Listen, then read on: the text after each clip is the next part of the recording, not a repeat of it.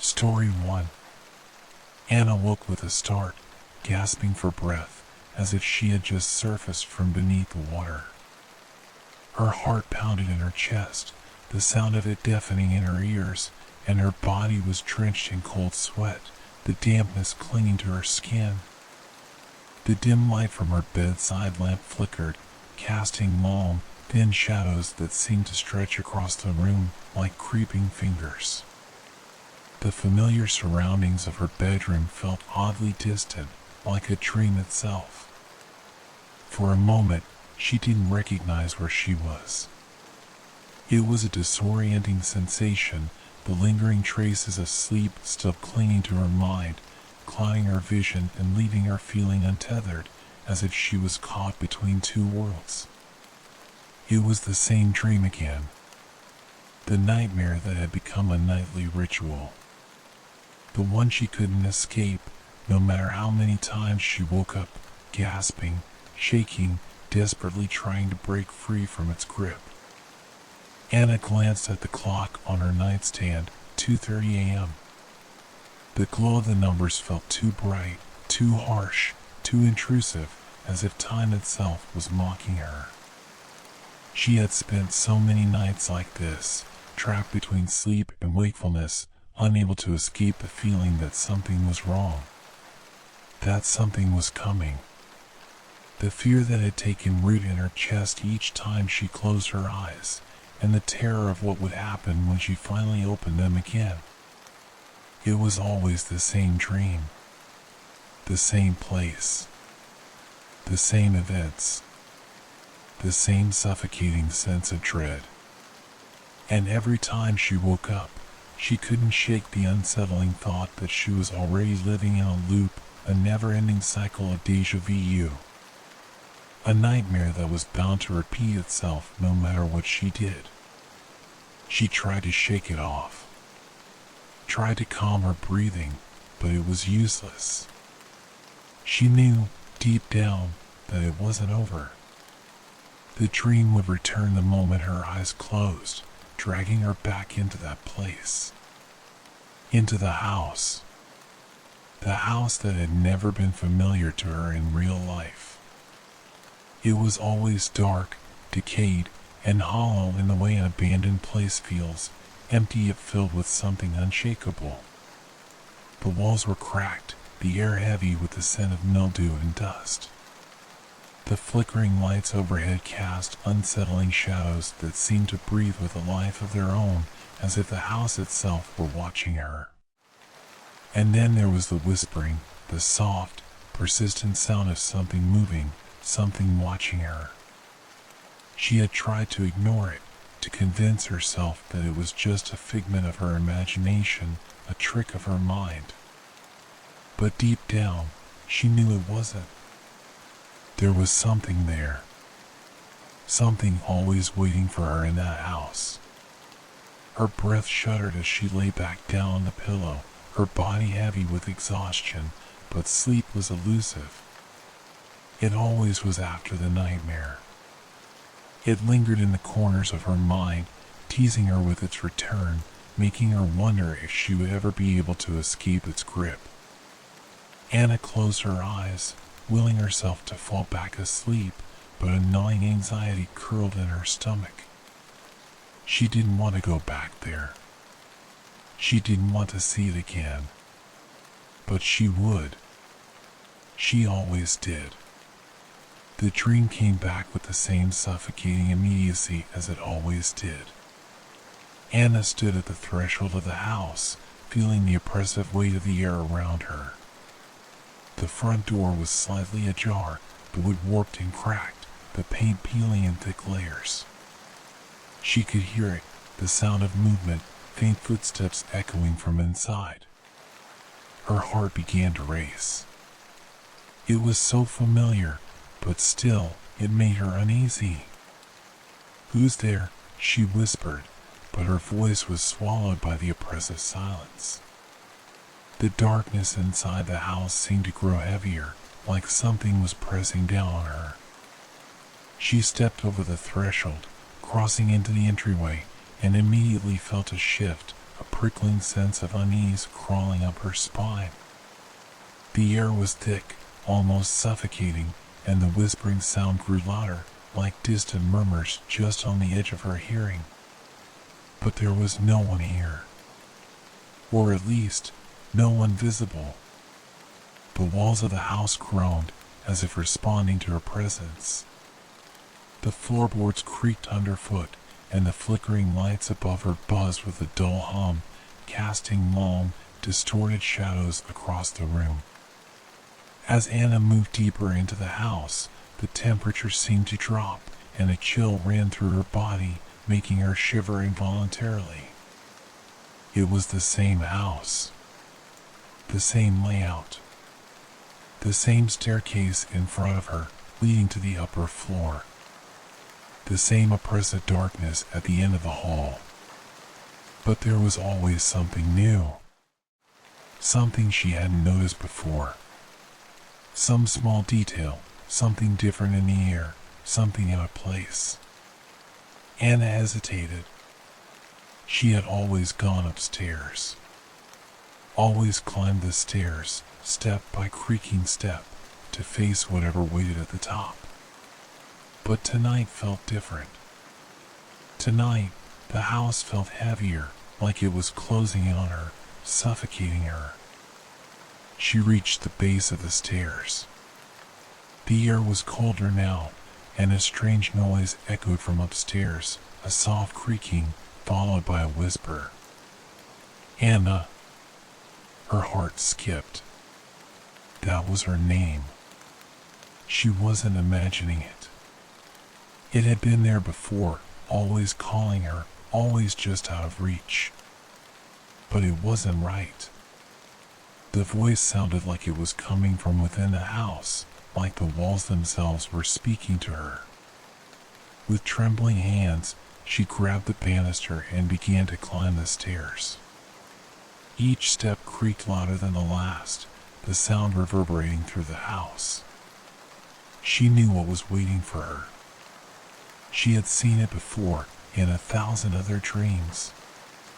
But tonight, the anticipation was unbearable. The fear gnawed at her, each step drawing her closer to the inevitable. At the top of the stairs, there was a hallway. Down at the end was the door. Room 307. The one that had always haunted her. The door that she knew, deep down, she had to open. But something told her not to. Something warned her to turn back. The whispering grew louder, more urgent. Anna, come to me. The voice sounded closer now, as if it were coming from behind the door. Anna stood frozen in front of room 307. Her body screamed at her to turn around, to leave, to escape, but she couldn't. She had been here before, and she knew what was inside. The fear in her chest, heavy and tight, made it impossible to move, yet she couldn't walk away. She had to open the door. She had to face it. Her hand reached for the doorknob, trembling violently, her breath shallow in her chest as if she couldn't quite get enough air. Every second stretched on forever, and the cold sweat on her skin seemed to freeze her in place. With a sharp, shaky intake of breath, she twisted the handle, the old metal creaking with a sound that sent another shiver down her spine. She pushed the door open, the heavy wood groaning as it moved against its hinges. The room was empty. At least, it appeared empty at first glance. The walls were bare, the furniture old and covered in a thick layer of dust. The bed was unmade, the sheets twisted, as if someone had left in a hurry or had never even slept there. The faint smell of decay and rot lingered in the air, thick and rancid, making Anna's stomach turn. But then, her gaze fell to the corner of the room. There was a figure. A shadowy shape hunched in the corner, unmoving. Anna's breath caught in her throat, her heart hammering in her chest as she stared, her body frozen in place, unable to move, unable to look away. She couldn't see the face, just the outline of the body, sitting motionless, its back turned to her. The room seemed to grow colder as she stood there, paralyzed by fear. For a moment, she couldn't move. She couldn't breathe. Time seemed to stretch, and the weight of the moment pressed down on her, suffocating her. Then the figure stirred. Slowly, it turned its head toward her. In that moment, Anna's entire body went cold. The face was hers, but not hers. It was twisted, distorted in ways that defied logic. Hollow eyes stared back at her, empty, devoid of life, devoid of hope. The eyes were dark, sunken deep into the skull, like they had been there for years, watching, waiting. Her own face. But wrong. Anna, it whispered, its voice hoarse and broken, like something lost in time. The words echoed in her ears, twisting the air around her. Why did you leave me? Anna's knees buckled beneath her, and she stumbled backward, gasping for air as if the very breath had been stolen from her lungs. The figure moved now, standing slowly, deliberately. Its steps were slow but relentless, each one coming closer, and the sound of its breathing, shallow, rasping, sent a chill through her spine. The door slammed shut behind her with a deafening thud, the sound reverberating through the walls, filling the room with an unshakable finality. Why did you leave me? It repeated, the voice growing louder, more desperate, more tortured. Why? It screamed, its voice now a shrill wail of anguish and pain. Anna screamed too, her mind racing, her body trembling with terror, but there was no escape. The room felt smaller now, the walls pressing on her, closing her off from the world. Trapped in the room. Trapped in the nightmare. Trapped in the endless loop of the dream. And she knew, in that moment, that she would never wake up. Anna woke up in her bed, gasping for breath, drenched in sweat. Her heart raced, and her body felt like it had been racked with fear for hours. She was back in the safety of her room, the nightmare gone. Or so she thought. She looked at the clock. 4:13 a.m. The numbers glowed in the dark, taunting her with the reminder that it was still night. The nightmare felt too real to dismiss. Her body still trembled from the terror she had experienced. But as her surroundings sank into view, she tried to convince herself it was just a dream. A night terror. After all, that's what her mind had always told her. But it never stopped. Every night, the same house, the same door, the same figure. She had tried everything, medication, relaxation techniques, avoiding caffeine, but nothing worked. The dream was always there, waiting for her.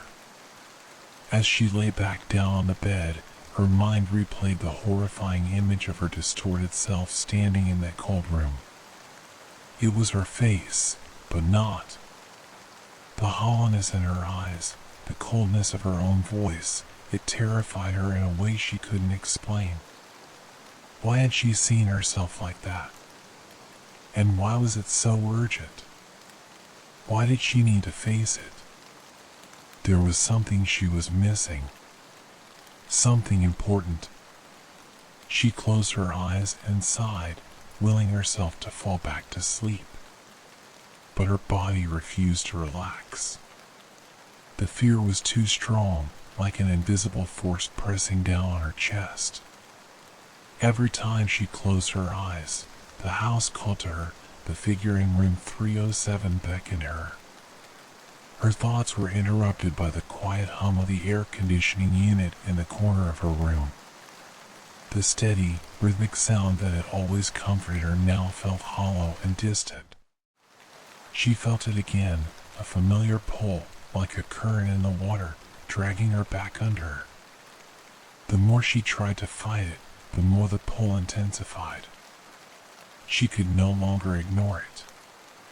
The house wasn't just a dream, it was a prison.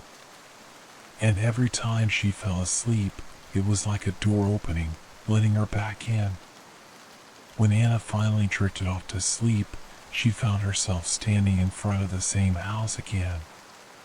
The door was ajar, just like it always was. She could feel the familiar coldness seeping through the cracks, the decay in the air. Her body instinctively recoiled from the feeling, but she couldn't stop herself from stepping inside. The house was exactly as it always had been, dark, empty, and suffocating. The air felt damp, like the walls had absorbed years of sorrow, and the floor creaked under her feet as she moved further into the hallway. Each step made her feel like she was walking in slow motion, the weight of the house pressing down on her chest, making it harder to breathe. She glanced over her shoulder, half expecting someone to be behind her, but there was nothing. The house was empty, eerily silent except for the faint hum of a distant, broken light bulb flickering somewhere in the back of the house. Her heartbeat quickened as she made her way down the narrow hallway. She knew where it would lead, room 307. It was always room 307. The door at the end of the hall stood ominously in front of her, and as she walked toward it, her breath caught in her throat. The door was different this time. The wood was no longer cracked and warped. It was smooth, untouched, as though it had been freshly painted. The golden doorknob gleamed in the faint light, but something about it felt wrong, like it was waiting for her. Anna reached out to grasp the doorknob, but before her hand could make contact, the door swung open on its own. She stepped inside. The room was dark, the air thick with dust and the scent of old wood. The furniture, which had once been old and worn, was now pristine, polished to a shine. The walls were lined with photographs she didn't recognize, faces staring back at her that were strange yet oddly familiar. Her eyes fell to the far corner of the room. The figure was there again, the same shadowy figure, hunched over, sitting motionless. Anna's heart stopped, and she couldn't breathe. It wasn't just that the figure was there, it was what it was doing. It was watching her. Anna stepped forward, drawn to it, though every part of her wanted to turn and run. She couldn't look away. As she moved closer, she realized that the figure was not just sitting, it was writing. The figure's hand moved slowly, methodically, as if it was composing something. Its back was to her, but she could feel its presence, hear its breath, slow, shallow. The words being written were unfamiliar, but they held an undeniable weight, like each stroke of the pen carved deeper into her consciousness. Anna, the whisper was soft at first, but it echoed in the silence of the room. The figure's head turned slightly. She couldn't see its face, but the voice, now clear and sharp, spoke again. "You should have listened." Anna's stomach churned. The voice wasn't just familiar, it was hers. The same voice she had heard in her nightmares. But it was distorted, like a version of herself she didn't recognize. She wanted to scream, but her voice was trapped in her throat. The figure stood up, its movements slow and deliberate. It turned to face her fully, and for the first time, Anna saw its face. It was her face, but twisted, pale, and gaunt. The eyes were black, empty pits, and the smile on the figure's face was wide and sickening, stretching too far, too thin. "You shouldn't have left me," the figure said, its voice echoing through Anna's skull. "You're still here, aren't you? Still trapped, like me?" Anna staggered backward, her heart pounding. The room was closing in, the walls bending as if they were alive. The whispering, the writing, the figure, they were all connected. It was her. But it wasn't. The figure began to walk toward her, slow and deliberate. Anna's feet felt heavy, as if they were stuck in the floor. She tried to run, but her legs refused to move.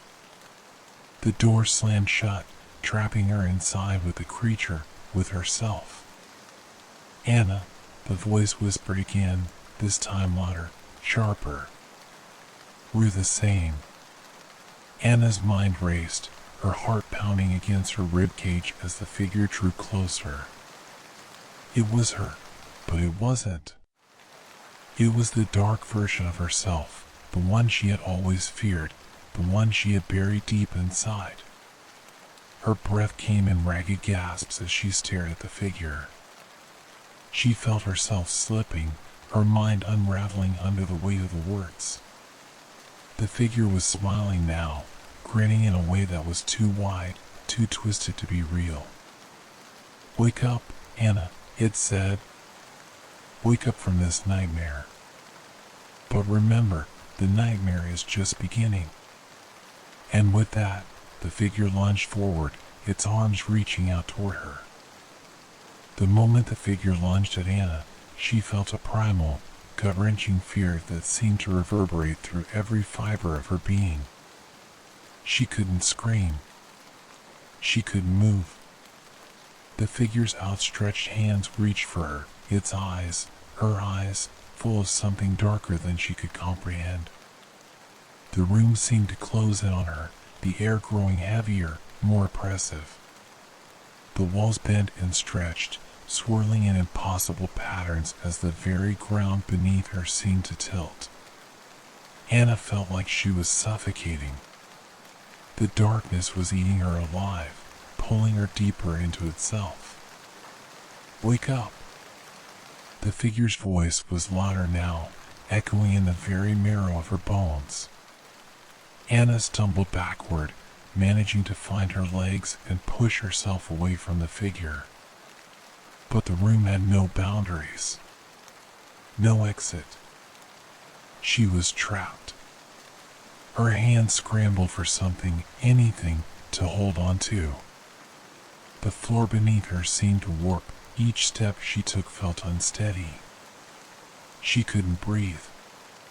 The weight of the house was too much, too overwhelming. She needed to get out, but the door, the one she had come through, had disappeared. "No," she screamed, her voice breaking. "I can't stay here." The figure didn't answer. Instead, it stood in place, watching her with its hollow, empty eyes. "Don't you understand?" it whispered. "You've been here before. Over and over. You'll never leave." Anna backed into the corner, the cold metal of the walls pressing against her back. The figure started to move toward her slowly, deliberately, its eyes locked onto hers. Its lips curled into a sickening smile. "No. Please." Anna cried out, her voice barely a whisper. She had been here before, she knew it.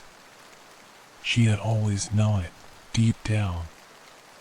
Every time she closed her eyes, it was the same. The nightmare had already claimed her. The house, the figure, it was all part of her, part of a cycle she could never escape.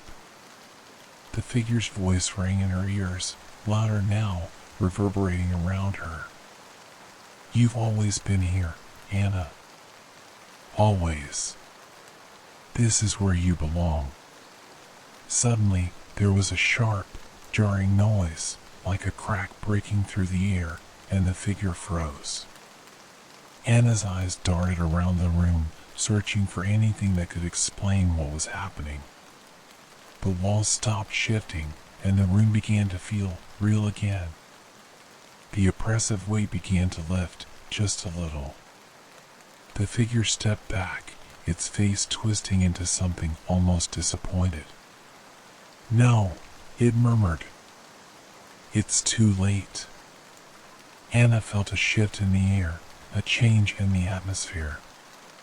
The floor beneath her feet seemed to steady, and the coldness that had suffocated her started to recede. But the figure didn't disappear. It remained there, in the corner, its gaze still fixed on her. "Do you remember now?" the figure asked, its voice laced with bitterness. "Do you finally understand what you've done?" Anna's mind raced. It was like a fog had been lifted, but the clarity was almost worse than the darkness. She didn't want to remember, but she couldn't stop herself. The pieces of the nightmare, the house, the door, the figure, began to snap together in her mind. They were all part of something bigger, something she couldn't escape. The figure took a step forward, and Anna froze. It was almost too much to bear, but she had to face it. She had to confront the truth. "You're not real," she whispered, trying to convince herself. "None of this is real." The figure's twisted smile widened. "It's as real as you make it." It was then that the weight of the truth hit her. The dream wasn't a nightmare. It wasn't something she could wake up from. It was a prison, her prison. The house, the figure, room 307, everything she had been running from for so long was inside her, locked away in her mind. "You created this," the figure said softly, almost tenderly. "You built this house. You trapped yourself in here. And now, you'll never escape." Anna's legs gave up beneath her, and she fell to the floor. Her hands clenched the cold ground, the realization sinking in. The figure, the house, they were all her doing. The nightmare was not just some random dream. It was her psyche unraveling, a reflection of her own guilt, her own torment. "No," Anna whispered, her voice barely audible. "This can't be real." The figure reached out toward her, its fingers brushing her cheek. "It's real enough. You've been here before. And you'll come back." Over and over again. Tears stung Anna's eyes, the weight of the realization unbearable. She had created this cycle. She had designed the nightmare, the house, the figure in her mind. She had tried to escape from her guilt and pain, but it had followed her, shaped her thoughts, and now there was no escaping it. Anna reached out, desperate to break free from it. But no matter how hard she tried, the figure remained in front of her, the walls of the house closing in. The cycle had begun again. The walls seemed to close in on her, pressing tighter, suffocating her, the darkness thickening again. She couldn't escape the figure, couldn't escape herself. It was too much. Too much to bear. She wanted to scream, but the scream was trapped inside her. The figure didn't move, just watched her with those hollow eyes. Its voice echoed through the house. "You can't break the cycle, Anna. It's too late for that." Anna stood, shaking, her hands trembling as she grasped the edges of the walls, trying to steady herself. "I can't be here," she gasped. "I can't live with this." The figure laughed, low and hollow, the sound echoing around her. "You can't live without it. It's you, Anna. You've always been here. This is where you'll stay." With one last look, the figure turned and walked toward the door at the far end of the room. Anna watched, helpless, as the figure disappeared through it. No, she couldn't let it in like this. With trembling hands, she ran to the door. She had to stop it. She had to stop herself. But as she reached for the handle, everything went black. Anna's eyes fluttered open, the oppressive weight gone, but the room was the same. The same familiar darkness. She was back in her bed. The clock read 2:30 a.m. again. Her breath was heavy, her body trembling with fear and confusion. It was the same nightmare, but now she understood. She was stuck in it. There was no escape, no waking up. Every time she closed her eyes, she would return to the house. She would return to the figure. And she would never be free. The house in her mind was never going to let her go. Anna turned over in her bed, the silence around her deafening. She closed her eyes, but there was no sleep to be had. The cycle had begun again. Anna woke with a sharp intake of breath, gasping for air as if she had just emerged from a deep, suffocating dive. Her heart hammered in her chest, her body slick with sweat. The familiar, oppressive weight of the nightmare was gone, but a deep, gnawing fear lingered in the pit of her stomach. Her eyes darted around her room, searching for something solid, something real. It was always the same. The same nightmare. The same house. The same figure, always watching, always waiting. And with every night that passed, Anna's mind fractured just a little more. The clock on her nightstand read 3:12 a.m. Was it only an hour ago that I woke up last? She thought. But the time didn't matter. It was the same time every time. She couldn't escape it. A deep, unsettling stillness filled the room. The shadows were darker, heavier. The dream had seeped into her waking life, clawing at her sanity, distorting everything. No matter how many times she awoke, no matter how many times she convinced herself she was free, the house would always be there, waiting for her, just beyond the edge of her consciousness. Anna sat up in bed, her legs unsteady as she swung them over the side, her bare feet meeting the cold wooden floor. She ran a hand through her hair, the motion automatic, as though she had done it 1,000 times. But everything was different. Everything felt wrong. The walls around her seemed to bend in and out of focus, like the world was distorting itself just to remind her of the nightmare she couldn't escape. A low hum filled the room, like a drone, a buzzing sound just beneath the surface of her hearing. She couldn't tell if it was real or just part of her growing paranoia. Get a grip, she whispered to herself. You're awake. You're here. This isn't real. But it felt real. It felt like the nightmare was still with her. She could feel it, just beneath her skin, pulling her in, urging her to close her eyes, to let it consume her again. But I can't go back there, she thought, her hands trembling. Anna's gaze shifted to the dark corner of her room. The shadows there seemed deeper than the rest, unnaturally dark, like something was lurking just beyond her sight. She wanted to look away, to ignore it, but she couldn't. Something in her pulled her toward it, like an invisible thread tightening with each passing second. She stood up, her legs unsteady but determined.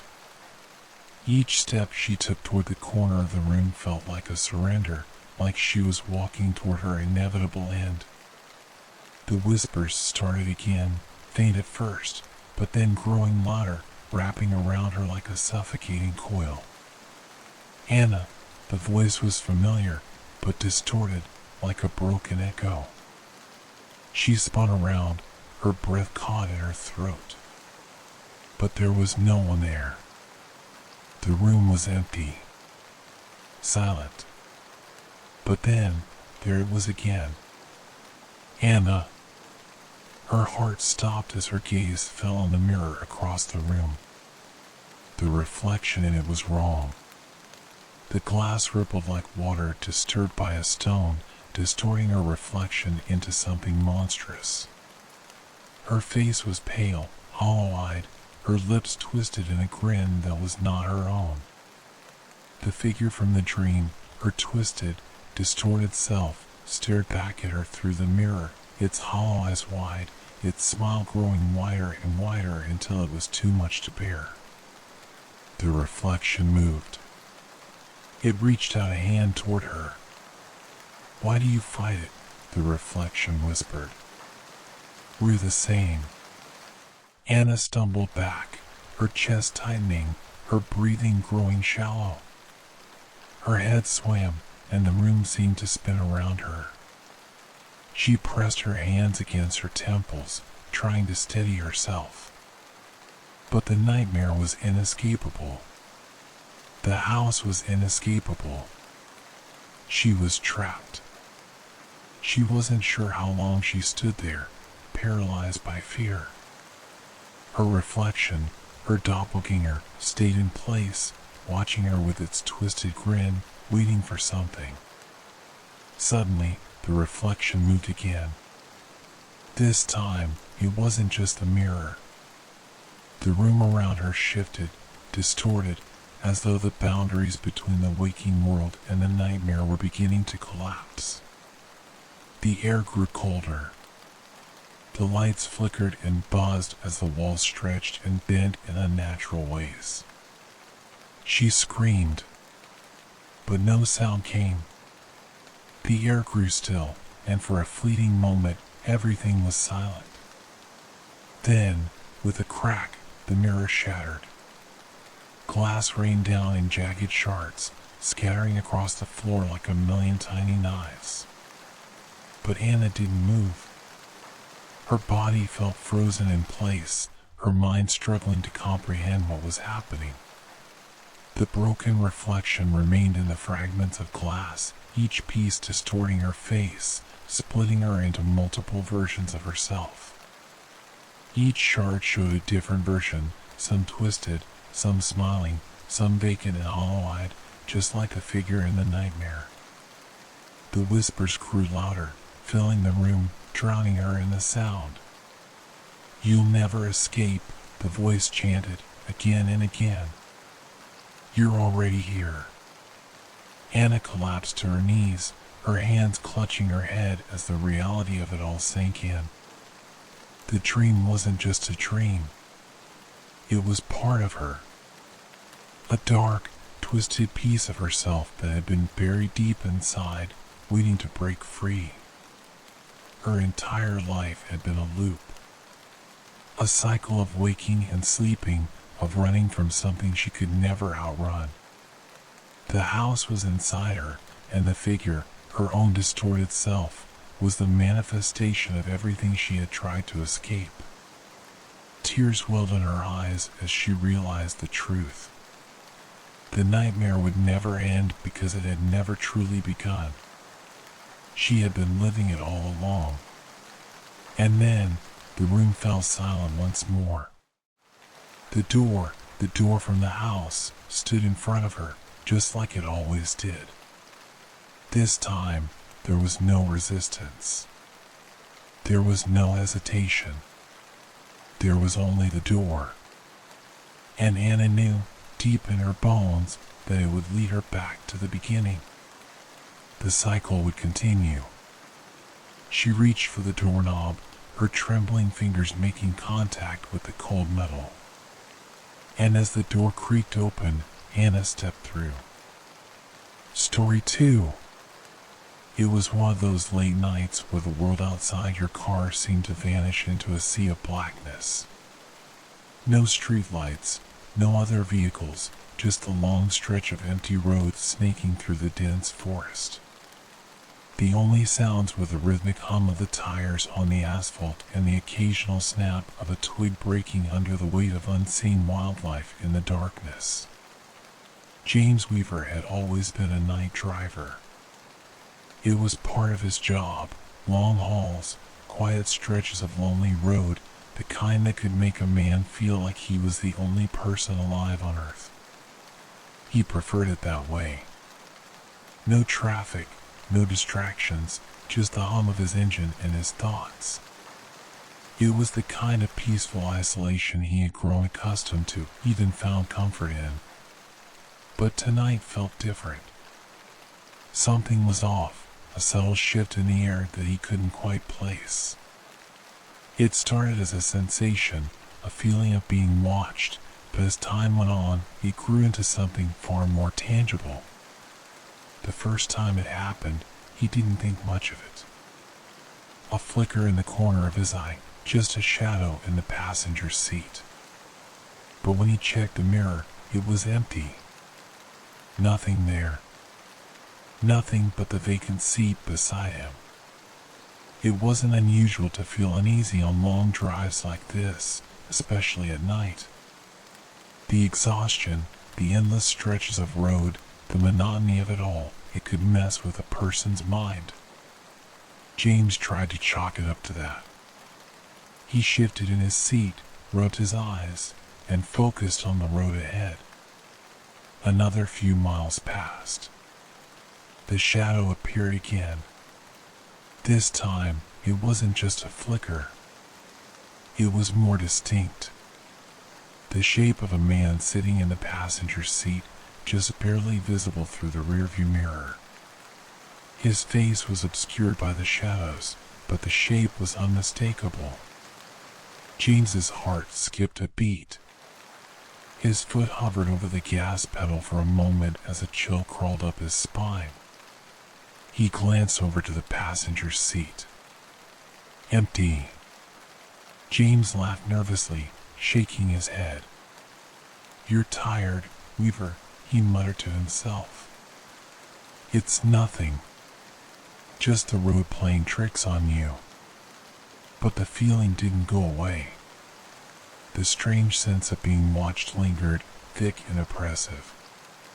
He didn't want to look in the mirror again. He knew it would be there. But his gaze shifted back anyway. There, just beyond the edge of his vision, the man was sitting in the passenger seat once more. His heart skipped again, and this time, his pulse quickened, the hair on the back of his neck standing on end. The man's figure was clearer now, hunched slightly, his head bowed, but not enough to see his face. The shadows seemed to stretch unnaturally around him, like the darkness itself was shifting. James's breath became shallow as he reached for the door handle, ready to pull over. But before he could, the shadow in the mirror shifted. It leaned forward slightly, as if adjusting in its seat. Then, just as quickly, it vanished. "Jesus Christ," James whispered under his breath. He could feel his pulse in his throat, the weight of the silence pressing down on him. His hands were shaking as he gripped the steering wheel. But when he looked again, the passenger seat was empty. The road stretched out ahead, dark and endless. James exhaled deeply, trying to shake off the terror that had gripped him. "It's just your mind playing tricks, man," he said, forcing the words out through dry lips. But even as he said it, something in his gut told him it wasn't just his mind. There was something on this road with him. Something that shouldn't be there. For the next few miles, James tried to ignore the eerie sensation that had settled in his chest. He tried to focus on the road, on the rhythm of the engine, but it was impossible to ignore the heaviness in the air.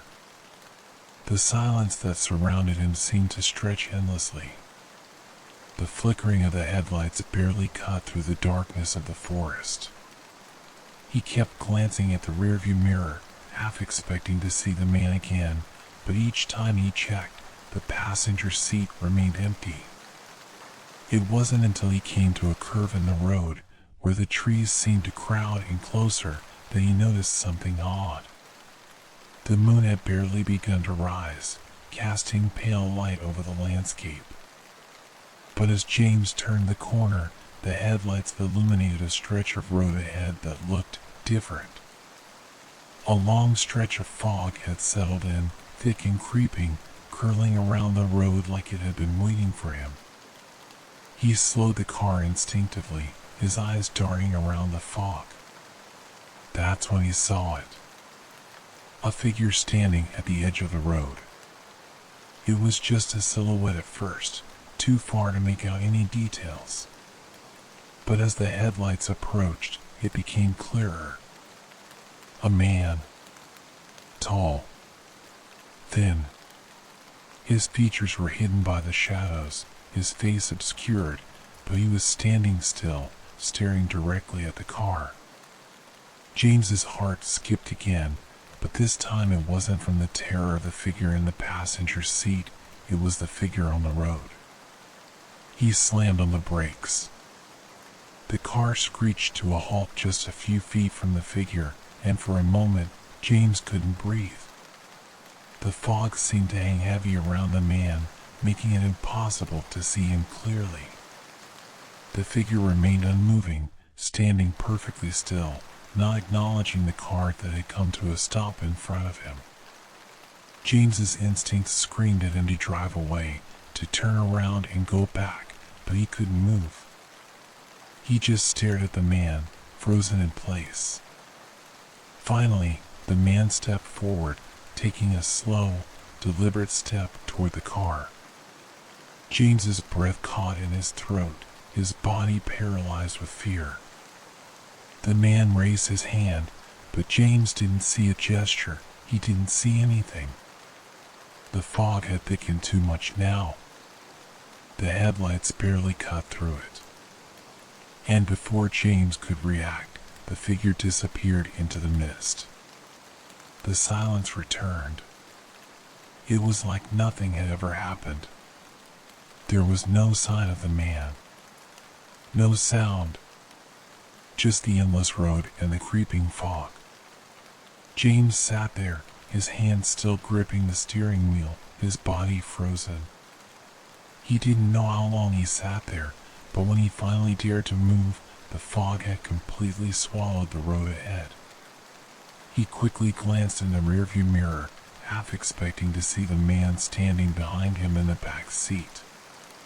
But it wasn't the man. It was the shadowy figure again. This time, the figure was clearer. It was sitting in the passenger seat, turned toward him. The shadows surrounded it like a cloak, and James could feel the weight of its presence pressing on him. The air felt colder, heavier. The figure didn't move. It didn't say anything. It just sat there, watching him. James's hands were shaking so badly that he could barely grip the steering wheel. The figure in the seat wasn't just an illusion anymore. It was real. And it was in his car. His breath came in short gasps. He wanted to scream, to drive away, but his body refused to cooperate. He felt paralyzed, trapped, unable to look away from the figure in the passenger seat. The silence between them grew thicker, more suffocating. Then, just as suddenly as it had appeared, the figure faded, disappearing into the darkness of the night, leaving only the empty passenger seat behind. But James knew that it wasn't gone. It would be back. And the road ahead? It would never be the same. James Weaver couldn't shake the feeling that something had followed him out of the fog. The air was different now, heavier, colder, and every mile he drove felt like an echo of that first chilling encounter. The road stretched endlessly before him, the asphalt black and wet from the mist, but there was something suffocating about it now, something lurking in the air. It was no longer just a stretch of highway. It had become something else entirely. He kept his eyes on the road, forcing himself not to glance at the passenger seat. That shadowy figure had been there before, and he didn't want to see it again. But it was impossible to ignore. His mind couldn't stop replaying the image, the man standing at the side of the road, and the figure in the seat, always there when he looked away, just beyond his peripheral vision. It wasn't the kind of fear that came from normal, everyday dangers. This was something deeper. It felt like a presence, like the very road had become aware of him, like it was alive, aware of his every move. The shadows seemed to press in from all sides. The fog had lifted slightly, but now the moonlight cast an eerie glow, making the world feel like it was filtered through some kind of dream. The trees on the side of the road were nothing but dark shapes, swaying ever so slightly in the wind. His headlights cut through the darkness, but the light barely seemed to make an impact. It felt like the darkness was absorbing it, making everything seem distant, muted. The further he drove, the more he felt like he was losing grip on reality. The world outside his car felt less real, less tangible, like it could collapse at any moment. He forced his eyes back to the road. Just focus on getting through it. Just get home. Home. The word felt strange now, foreign, like it didn't belong to him anymore. But what choice did he have? The night stretched on endlessly, and the only thing he could do was drive. But the longer he drove, the more he began to feel the pressure in his chest. He couldn't tell if it was his own anxiety, the road closing in on him, or something more, something beyond the natural world. The figure, the shadow, the man on the side of the road, it was all connected. And it was growing worse with each passing mile. As James passed mile marker after mile marker, the road seemed to stretch on forever, like there was no end in sight. His eyes began to burn with the effort of staying awake, but the deeper fatigue of the drive was nothing compared to the growing dread in his chest. He took a deep breath and wiped his forehead with the back of his hand. Sweat clung to his shirt as he felt an overwhelming urge to look over at the passenger seat. He knew the figure wasn't there, but he couldn't help himself. His eyes flicked to the mirror. Nothing. It was a relief. He felt his breath ease for a moment. The passenger seat was empty. But then, just as quickly, something shifted. It wasn't the figure he'd feared, but the rearview mirror itself. The reflection wasn't quite right. It seemed off, as if the light from the headlights had become too sharp, too focused, as if the image in the mirror was bent or broken. He glanced at the road ahead to make sure he was still driving straight. His pulse quickened. The figure was gone. But there was something else in the reflection now. There was a shadow moving in the back seat. At first, it was a subtle movement, just a dark shape flickering in the reflection. His stomach clenched as he focused on it. He could feel his pulse begin to race again. The car was empty. There was no one there. But the shadow in the rear view was unmistakable. It moved, just a twitch, before disappearing completely. James's hands gripped the wheel tighter, knuckles white as he fought the urge to pull over. He kept his gaze fixed straight ahead. He couldn't keep doing this. He couldn't keep looking in the mirror, trying to convince himself that it was just his mind playing tricks on him. But the more he focused, the more it seemed like the shadows were shifting, like something was there, hidden just out of his view. He took a deep breath, forcing his hands to relax. Just drive. Don't look. He knew this road. He had driven it hundreds of times. The thought of pulling over seemed ridiculous, but the weight in his chest didn't lift. Minutes passed, and just as he thought he could breathe again, he heard it. A sound from behind him. Faint, but unmistakable. A soft tap, like something had gently rapped against the back window. James's eyes snapped to the rearview mirror once more. The shadow was there again. This time, it was clearer. A shape, a person, sitting in the back seat. He froze, his hand trembling on the wheel. It wasn't the same man from earlier. This figure was darker, more solid, its form looming in the seat.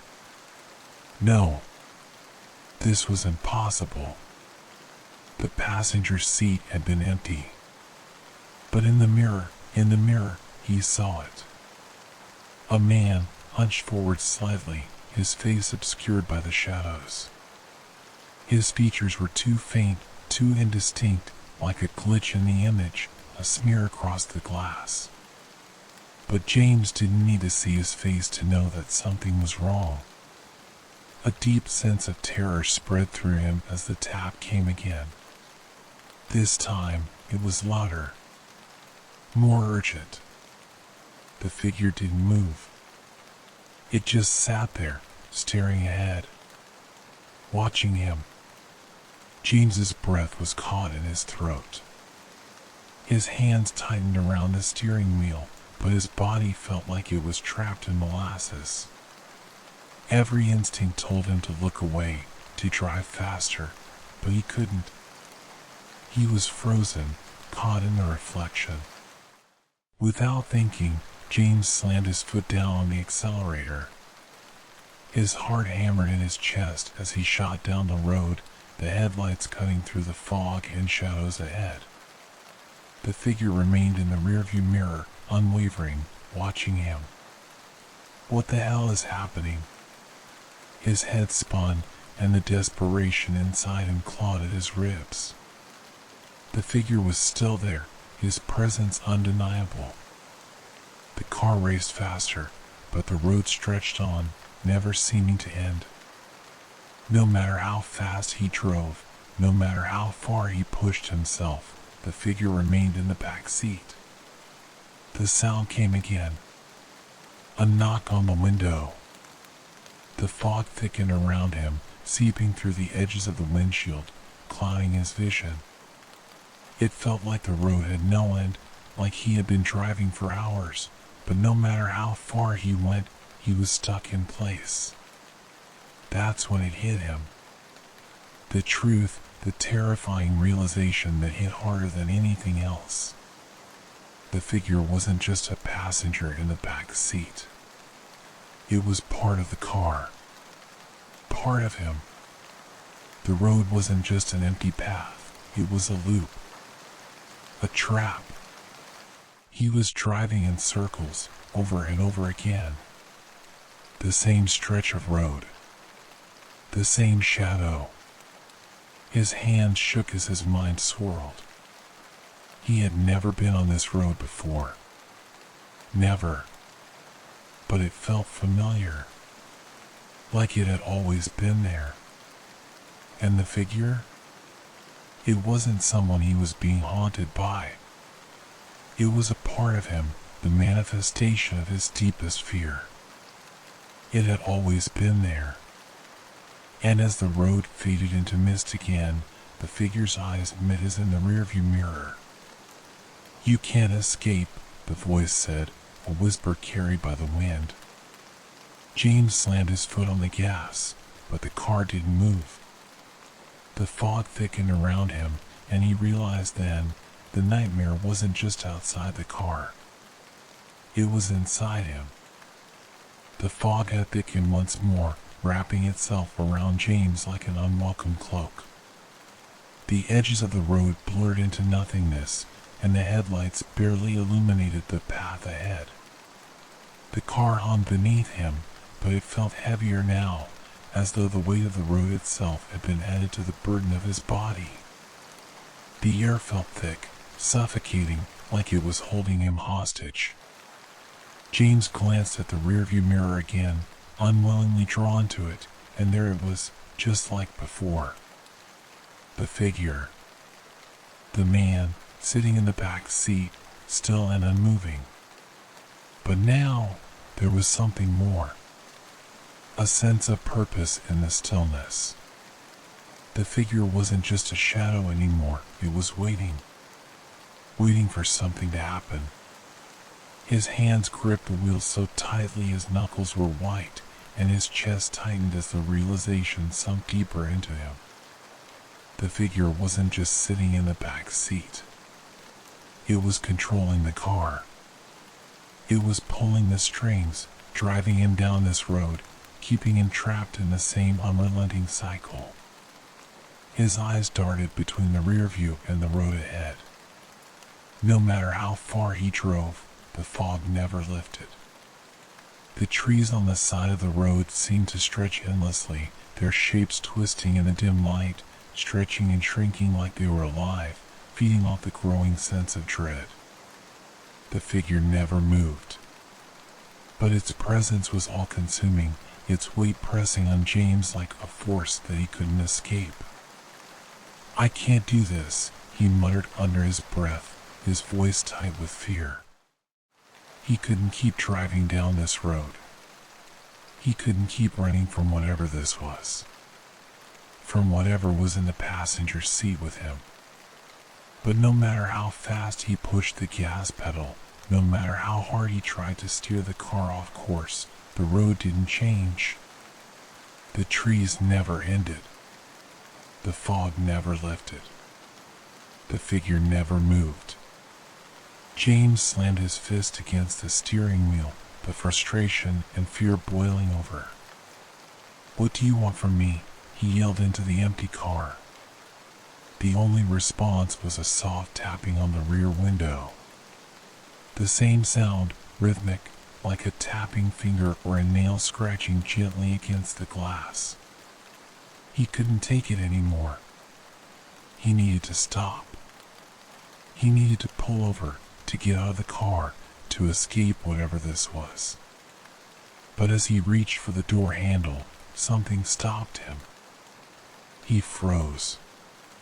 The air around him thickened again, and he felt the presence in the car more intensely. It wasn't just the figure now, it was the very road itself. It was pulling him in. The car had become an extension of the road, a part of this twisted world where escape wasn't possible. Without thinking, James turned the steering wheel sharply to the left, trying to force the car off the road. But no matter how hard he tried, the car stayed on course. The tires screeched, the car fishtailed for a moment, but then it righted itself. The road remained straight, unyielding. The trees on either side didn't move. He slammed his foot down on the brake, but the car didn't slow. It was as if it had a mind of its own, like the road itself refused to let him stop. The trees blurred into a dark streak, the road stretching out infinitely ahead of him. In the rearview mirror, the figure finally moved. At first, it was slow, deliberate, like the movement of something that had been waiting for this moment. Then, its head slowly turned toward him, its eyes fixed on James's face. James's blood ran cold. The face was pale, gaunt, its features twisted in an unnatural grin. The eyes were black, empty, like hollow pits that swallowed any light that came near. The smile stretched wide across the figure's face, too wide, too thin, and its teeth gleamed in the low light, sharp and jagged. It wasn't just a figure anymore. It was him.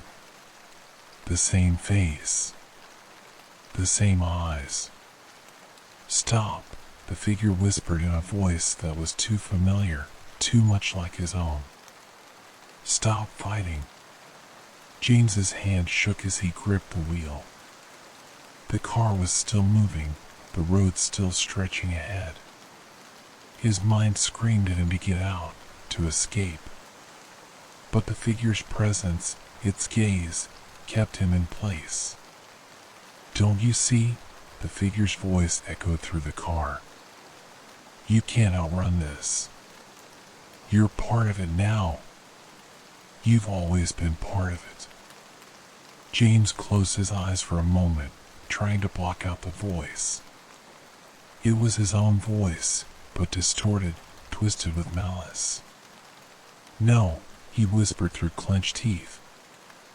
"I'm not part of anything. I'm not like you." The figure's smile grew wider. "You are. And you always will be." James opened his eyes, but now the figure was closer, much closer. It was sitting in the seat beside him.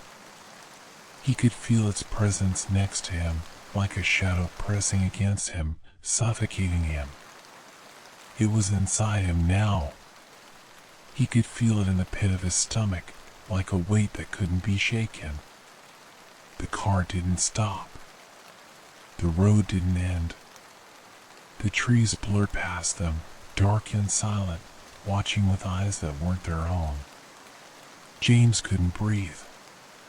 Time had stopped. Or maybe it had never existed at all. The car moved endlessly, without stopping, without slowing. The road stretched out before him, an endless loop of darkness and fog.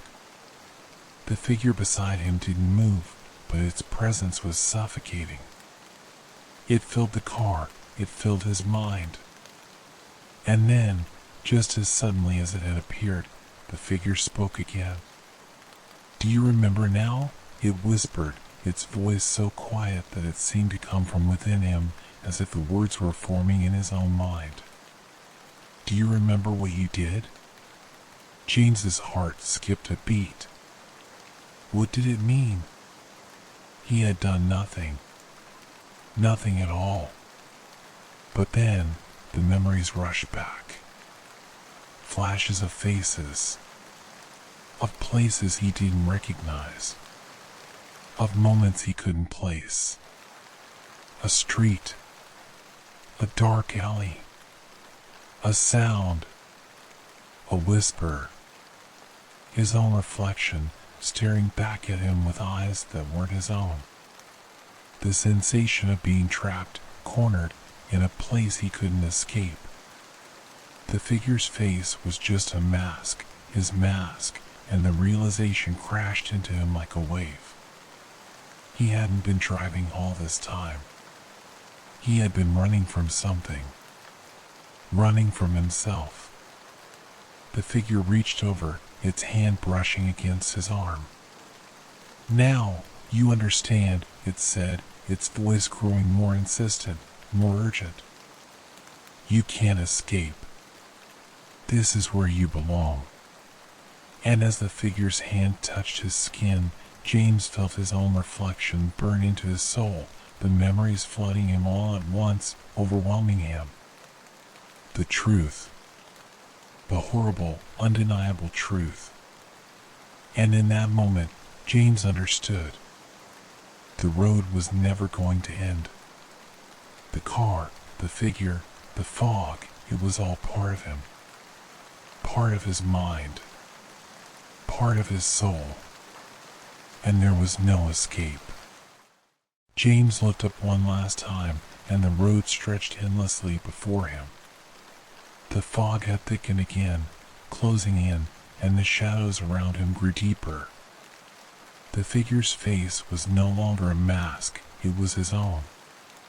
The car began to slow, the engine sputtering as the last of the gas ran out. The headlights flickered one last time, and then everything went dark. And for the first time, James finally understood. There was no end to the road. No escape from the nightmare. The figure, He was the passenger, and always had been. James's mind spun in a dizzying whirl, a cyclone of confusion, terror, and understanding. The car slowed to a crawl, the engine sputtering as the world around him became more and more indistinct.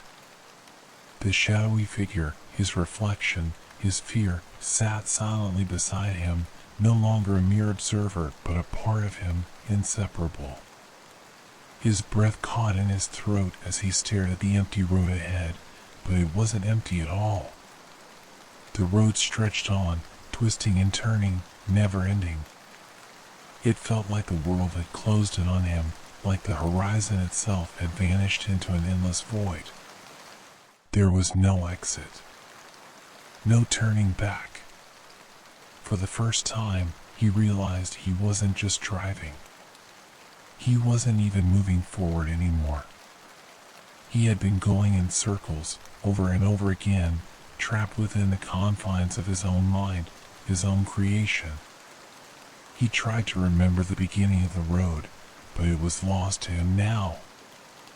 All he could see was the reflection in the rearview mirror, his own eyes staring back at him, wide with fear, knowing the truth. This was no ordinary road. This was no ordinary journey. The road was him, the figure was him, and the nightmare was the manifestation of his own guilt, regret, and unspoken truths. James's hands gripped the steering wheel as the realization struck him, sharper than anything he had felt before. He wasn't driving to an end, he was driving to an understanding. The road was the loop of his life, of his mistakes, of everything he had tried to outrun but never truly escaped. The figure in the passenger seat had been waiting for him to see it all along, waiting for him to understand. A part of him wanted to scream, to stop the car and jump out into the night, to run, to break free. But his legs were frozen, his body locked in place. He could no longer tell if he was still moving or if he was standing still, suspended in time, trapped in a state of unending terror. And then the voice came again. "You can't outrun this, James," the figure whispered softly. "You never could." The words hit him like a ton of bricks, breaking through his mental defenses, his rational mind crumbling under the weight of the truth. The figure was right. He had been running all his life. Running from himself. From the choices he had made, from the mistakes that had scarred him, from the guilt that had eaten away at his soul. He had tried to outrun it on this very road, but the road never ended. It wasn't just a physical road, it was a path in his mind. A path he had created, and now it was all he could see. As the figure's voice echoed in his mind, something else stirred within him. A memory. A distant, faded memory that had been buried for so long he had almost forgotten it. A young woman's face, smiling at him, laughing. A fleeting moment from a time before the road, before the car, before the nightmare. It was her. Emily. He had loved her once, deeply. She had been the one light in his life, the one thing that had made sense, that had given him meaning. But he had pushed her away. He had made the choice to leave, to chase a life on the road, thinking he was escaping something. But all he had done was trap himself in an endless loop of guilt. He could see her now, clearer than ever. The way she had looked at him with those soft eyes, the way she had begged him to stay, to face the truth of his life. But he hadn't listened. He had left her.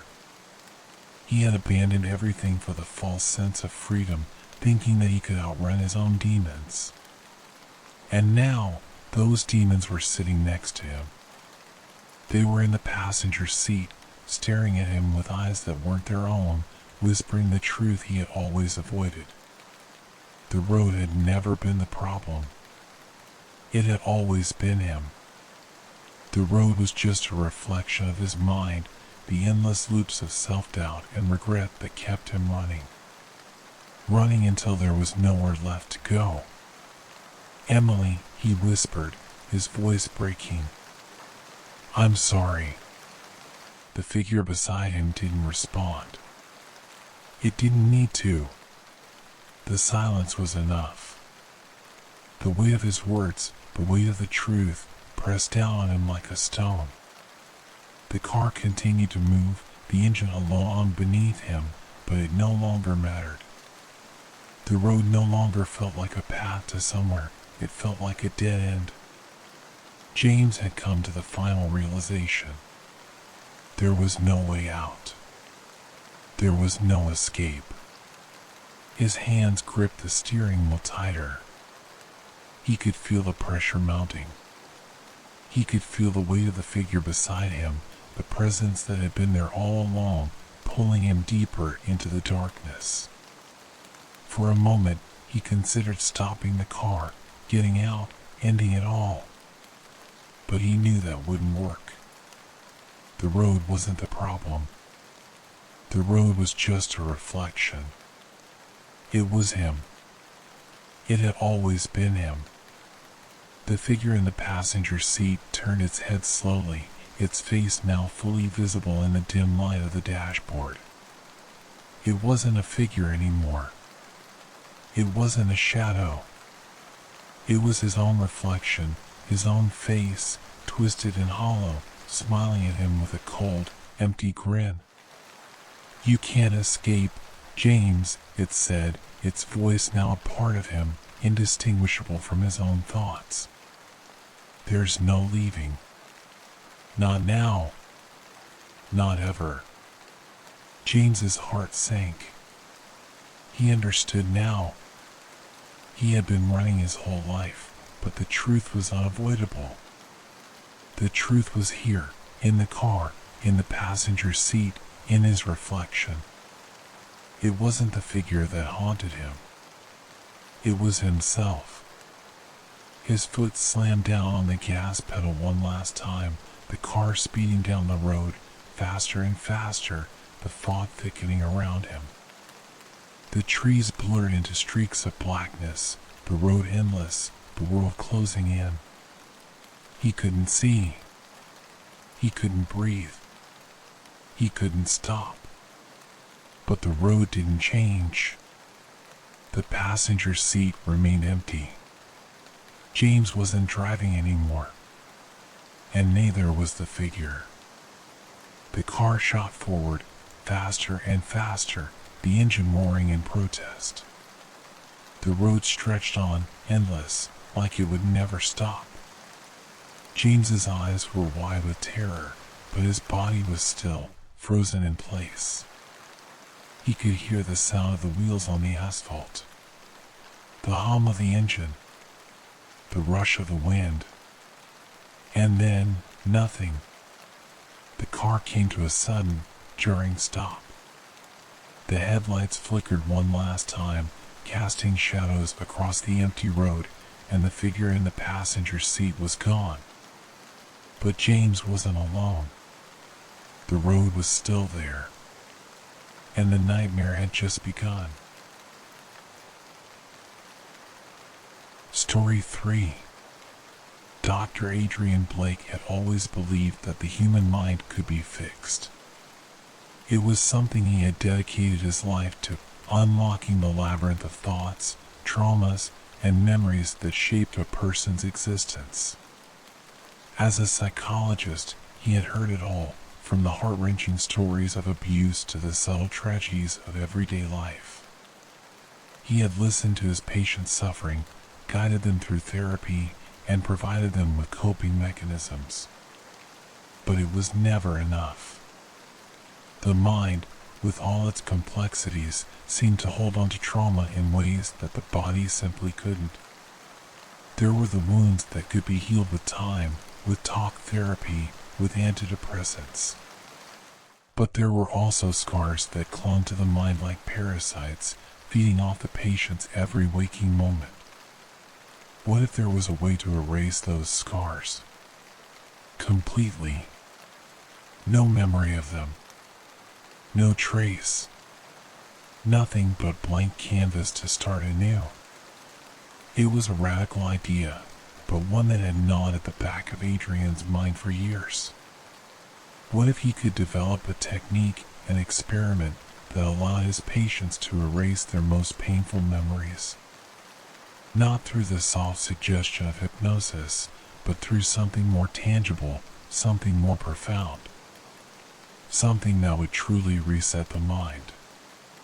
He had spent years researching memory manipulation, studying cognitive behavior theory, and even dabbling in neuroscience. Then, after years of trial and error, Adrian finally developed a method. It was simple, yet complex, using a combination of deep memory recall, neurostimulation, and visualizations to allow the brain to release unwanted memories.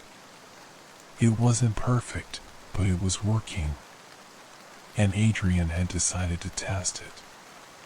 His first volunteer was an old patient, Claire.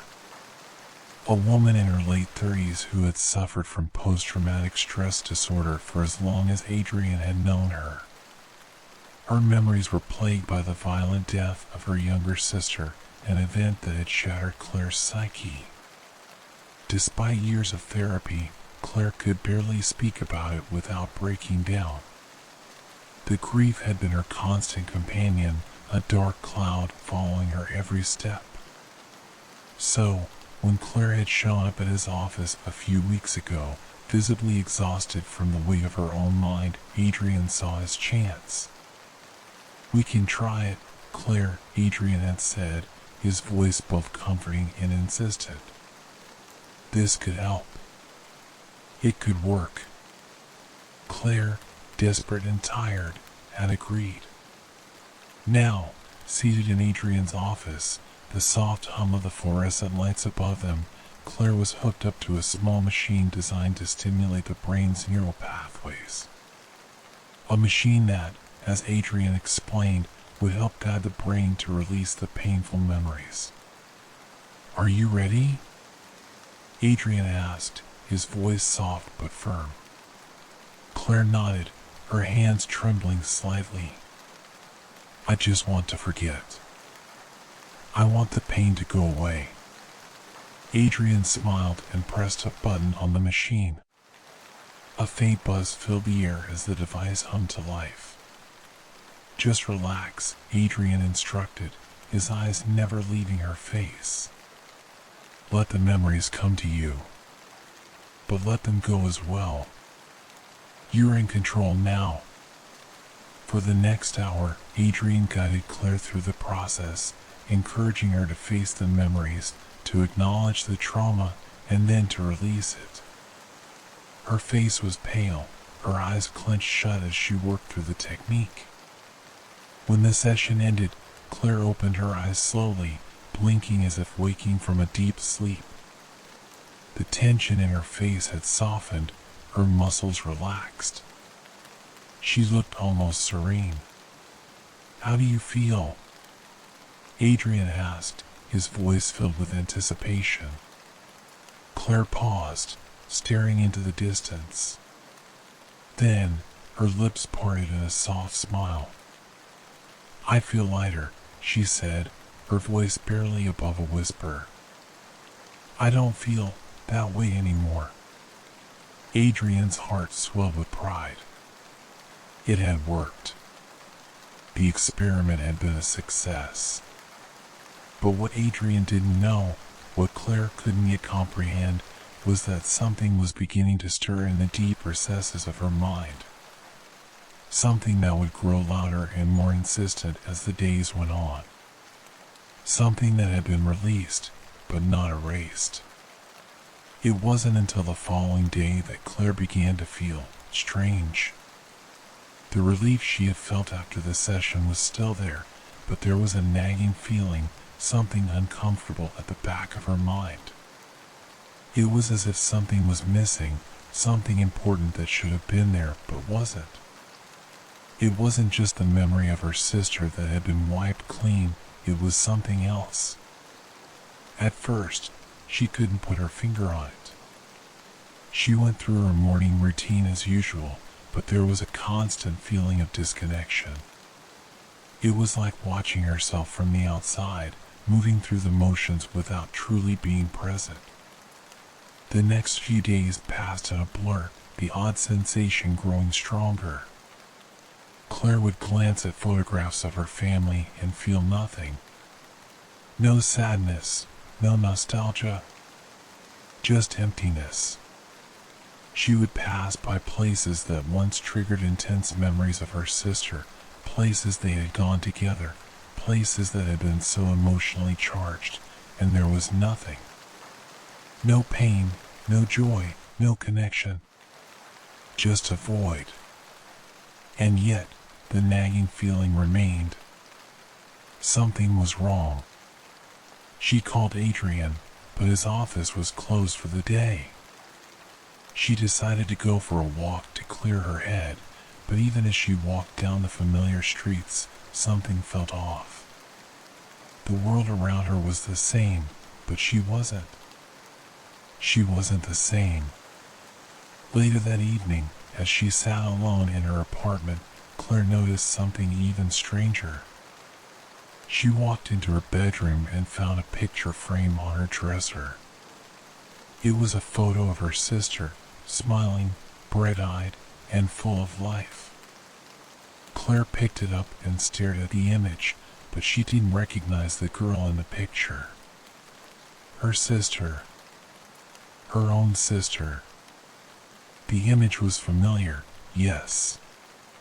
But in that moment, Claire couldn't connect to it. It felt like a stranger's life, a face that didn't belong to her.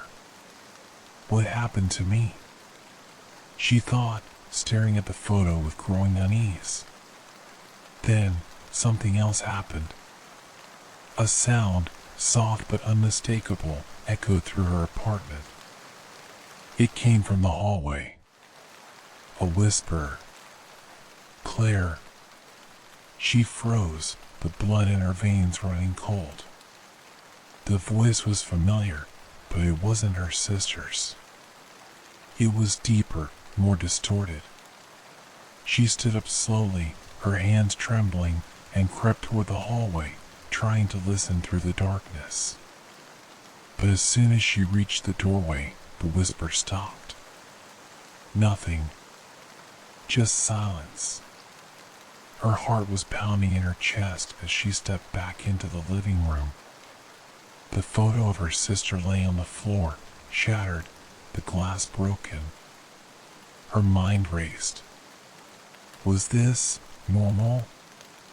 Was this part of the therapy, part of the process? But she knew deep down it wasn't. This wasn't relief. This was something else. Something had replaced the memory, the pain, and whatever it wasn't good. The days that followed were a blur of confusion and fear. Claire couldn't understand what was happening. She would catch glimpses of something out of the corner of her eye, but when she looked, it was always gone.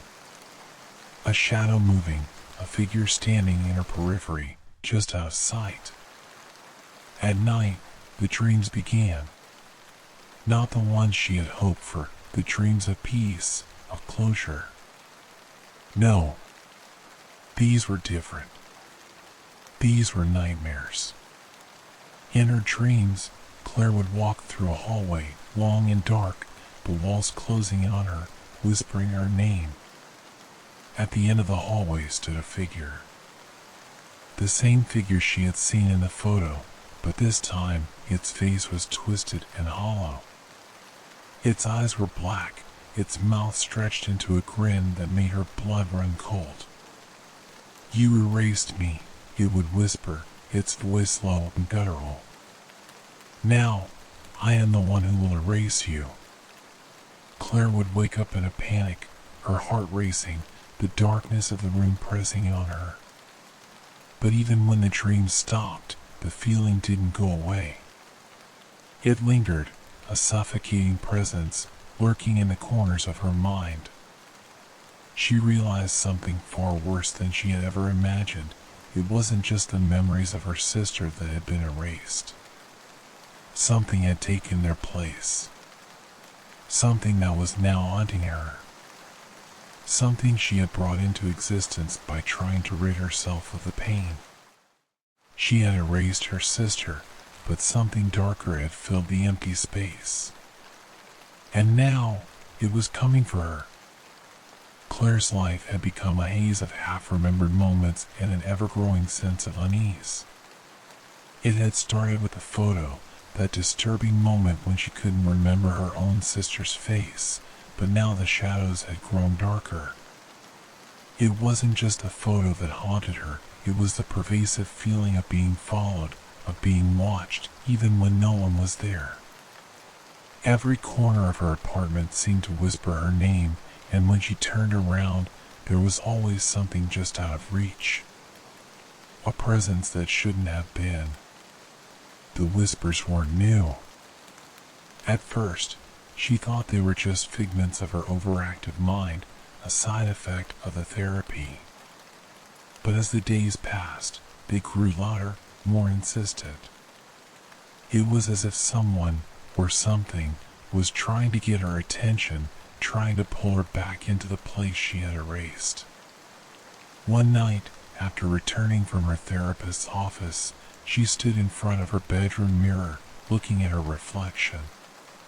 The image staring back at her wasn't quite her own. Her face was pale, her eyes hollow, and there was something unnatural in the way she moved. She blinked, and for a second, her reflection didn't blink back. Her breath caught in her throat as she stepped closer to the mirror, trying to focus. "It's just your mind playing tricks," she told herself, but deep down, she knew that wasn't the case. The mirror had always been a place of comfort for her, but now, it was another window into the unknown. Claire reached up to touch her face, and as she did, she saw something behind her in the reflection, something moving just out of view. She spun around, but the room was empty. But she wasn't alone. The air around her had thickened, pressing in on her chest, making it hard to breathe. A voice, soft but chilling, whispered from behind her. "You should have left it alone." Her heart skipped a beat, and her head snapped around. The room was still empty, yet the words lingered in the air, ringing in her ears. They felt too real to be a hallucination. They felt like they were meant for her, a warning. But who was speaking to her? Over the next few days, the sense of dread only deepened. The whispering didn't stop.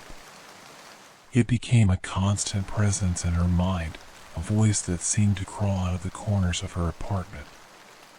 And as the whispers grew louder, Claire's grip on reality began to slip. At work, she found herself spacing out, unable to concentrate on the simplest tasks. She would look at her coworkers, but their faces seemed unfamiliar, as if she had never truly known them. When she spoke to them, their voices sounded hollow, distant. Sometimes, she would catch them staring at her, their eyes wide, their mouths moving, but no sound reached her ears. It wasn't just at work. Everywhere she went, she felt this growing disconnect from the world around her. It was as though the world was slipping away, and she was being left behind. She couldn't shake the feeling that she was walking through a dream, but the nightmare was right behind her, waiting to catch her. That night, as Claire sat in her living room, the unease reached a breaking point. She turned on the television, the soft glow from the screen casting long shadows across the room. The static flickered for a moment, and then, suddenly, the screen turned black. She reached out to turn off the TV, but before she could, something appeared. A face. Her face. The reflection in the television wasn't her face, but something else. The eyes were too dark, the smile too wide. The person in the screen wasn't Claire, it was something twisted, something that shouldn't exist. And it was smiling at her. "It's too late now," the face whispered, its voice just as soft as the ones in her head. "You can't erase what's inside." Claire froze, her mind racing, her breath shallow. She reached out to touch the screen, but the image didn't fade. It was like a part of her had been ripped away, and something darker had replaced it. In a panic, she turned off the television, the screen going black. But even in the darkness, she felt it, something watching her. Waiting. She scrambled to her feet, looking around the room, but there was no one there. No one but her, alone in the silence. But the silence was deafening, the air thick with something malignant. She ran to the door, slamming it shut, locking it. But even then, the feeling didn't fade. The air felt charged, the world outside her apartment suddenly a place she no longer recognized. The next morning, she didn't leave the apartment. She couldn't. Every part of her screamed to stay hidden, to lock herself away from whatever this thing was that had replaced the memories she had erased. But deep down, she knew the truth, whatever had been wiped away was never truly gone. It had just been replaced. Claire called Dr. Adrian Blake that afternoon, her hand shaking as she gripped the phone. She needed to tell him about what was happening, the whispers, the disconnection, the haunting figure in the mirror. But when she reached his office, the receptionist informed her that he was away for the week. "Dr. Blake will be back soon," she said, her voice calm, too calm. "But in the meantime, you should just take a break, Claire. You need rest." It was a standard response, but something in the way she said it unsettled Claire. The receptionist's eyes had been too blank, too distant. Taking a deep breath, Claire thanked her and hung up the phone. She had no idea what was happening, but she couldn't trust herself anymore. The line between reality and the nightmare she tried to erase had begun to blur, and she couldn't tell where one ended and the other began. That night, Claire decided to go for a walk, hoping that the fresh air would clear her head. She couldn't stay inside anymore. The walls of her apartment were suffocating her. The whispers followed her, and the cold breath of fear nipped at her heels. As she walked down the quiet street, she passed familiar houses, homes that should have felt comforting. But they didn't. The world seemed strange, alien. She didn't belong here. Then, as she turned the corner, she saw him. The man she had tried so desperately to erase. Standing in the middle of the street, just beyond the shadows, was a figure. Tall, thin, his face obscured by a hood. But the silhouette was unmistakable. It was the same figure that had haunted her mind. For a split second, their eyes met. And in that moment, everything came rushing back. Her sister. Claire froze, her breath catching in her throat as the man in the street raised his hand. He gestured for her to come closer. But Claire couldn't move. Her legs were locked in place. "You can't escape," the figure said, its voice low and distorted, almost like a whisper carried by the wind. "You erased her, Claire. Now, you belong to me." Chapter 3: The Unraveling. Claire couldn't move. Her legs felt like they were made of stone, her feet glued to the sidewalk as if something invisible held her in place. The figure stood before her, its face still hidden by shadows, but she could feel its presence, like a heavy weight pressing down on her chest. It was the same figure that had appeared in her reflection, in her nightmares, the one she had tried so desperately to erase. It raised its hand, its long, skeletal fingers gesturing for her to approach. The air grew colder, and the wind picked up, swirling around her, carrying the whispering voice that had haunted her for days.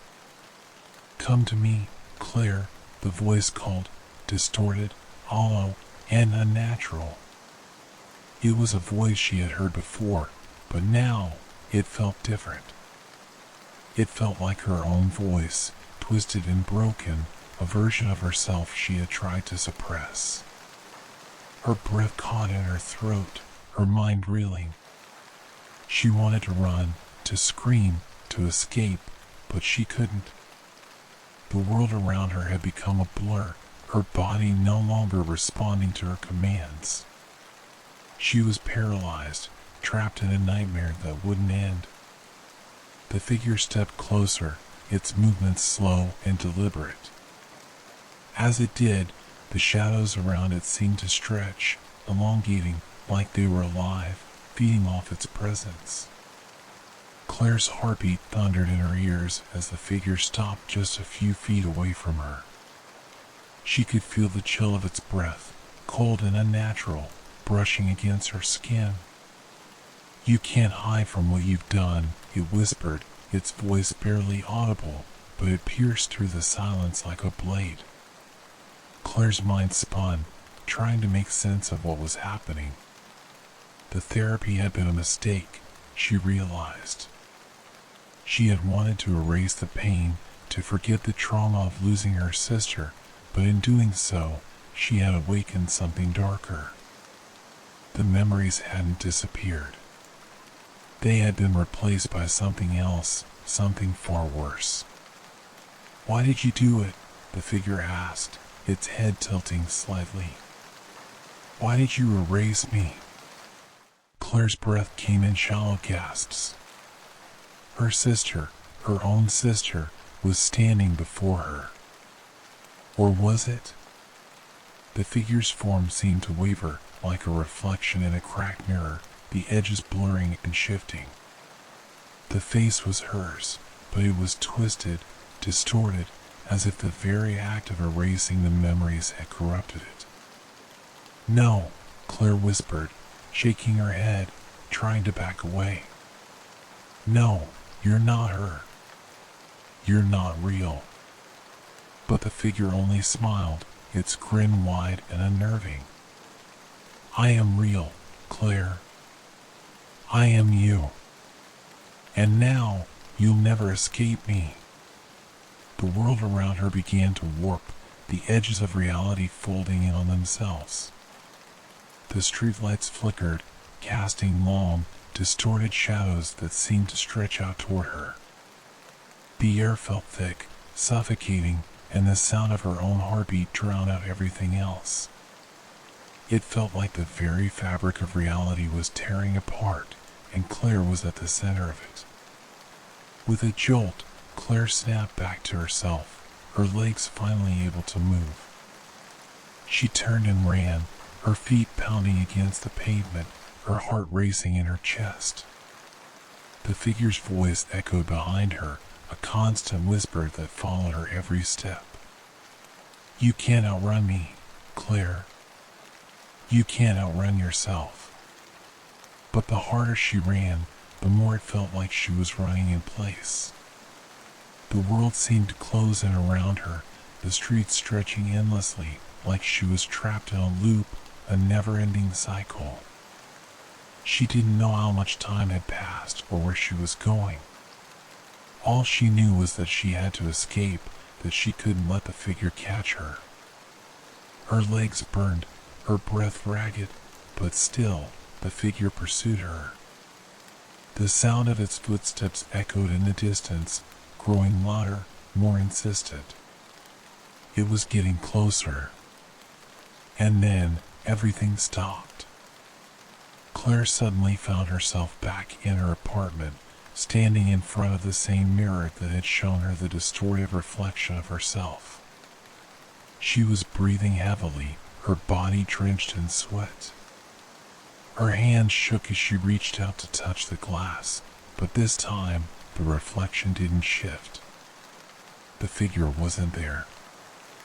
Everything was still. The silence was deafening. For a moment, Claire thought she might have imagined it all, the figure, the chase, the whispers. But deep down, she knew it was real. It had been real. And whatever had been replaced when she erased the painful memories was still there, lurking in the shadows, waiting for her to face it.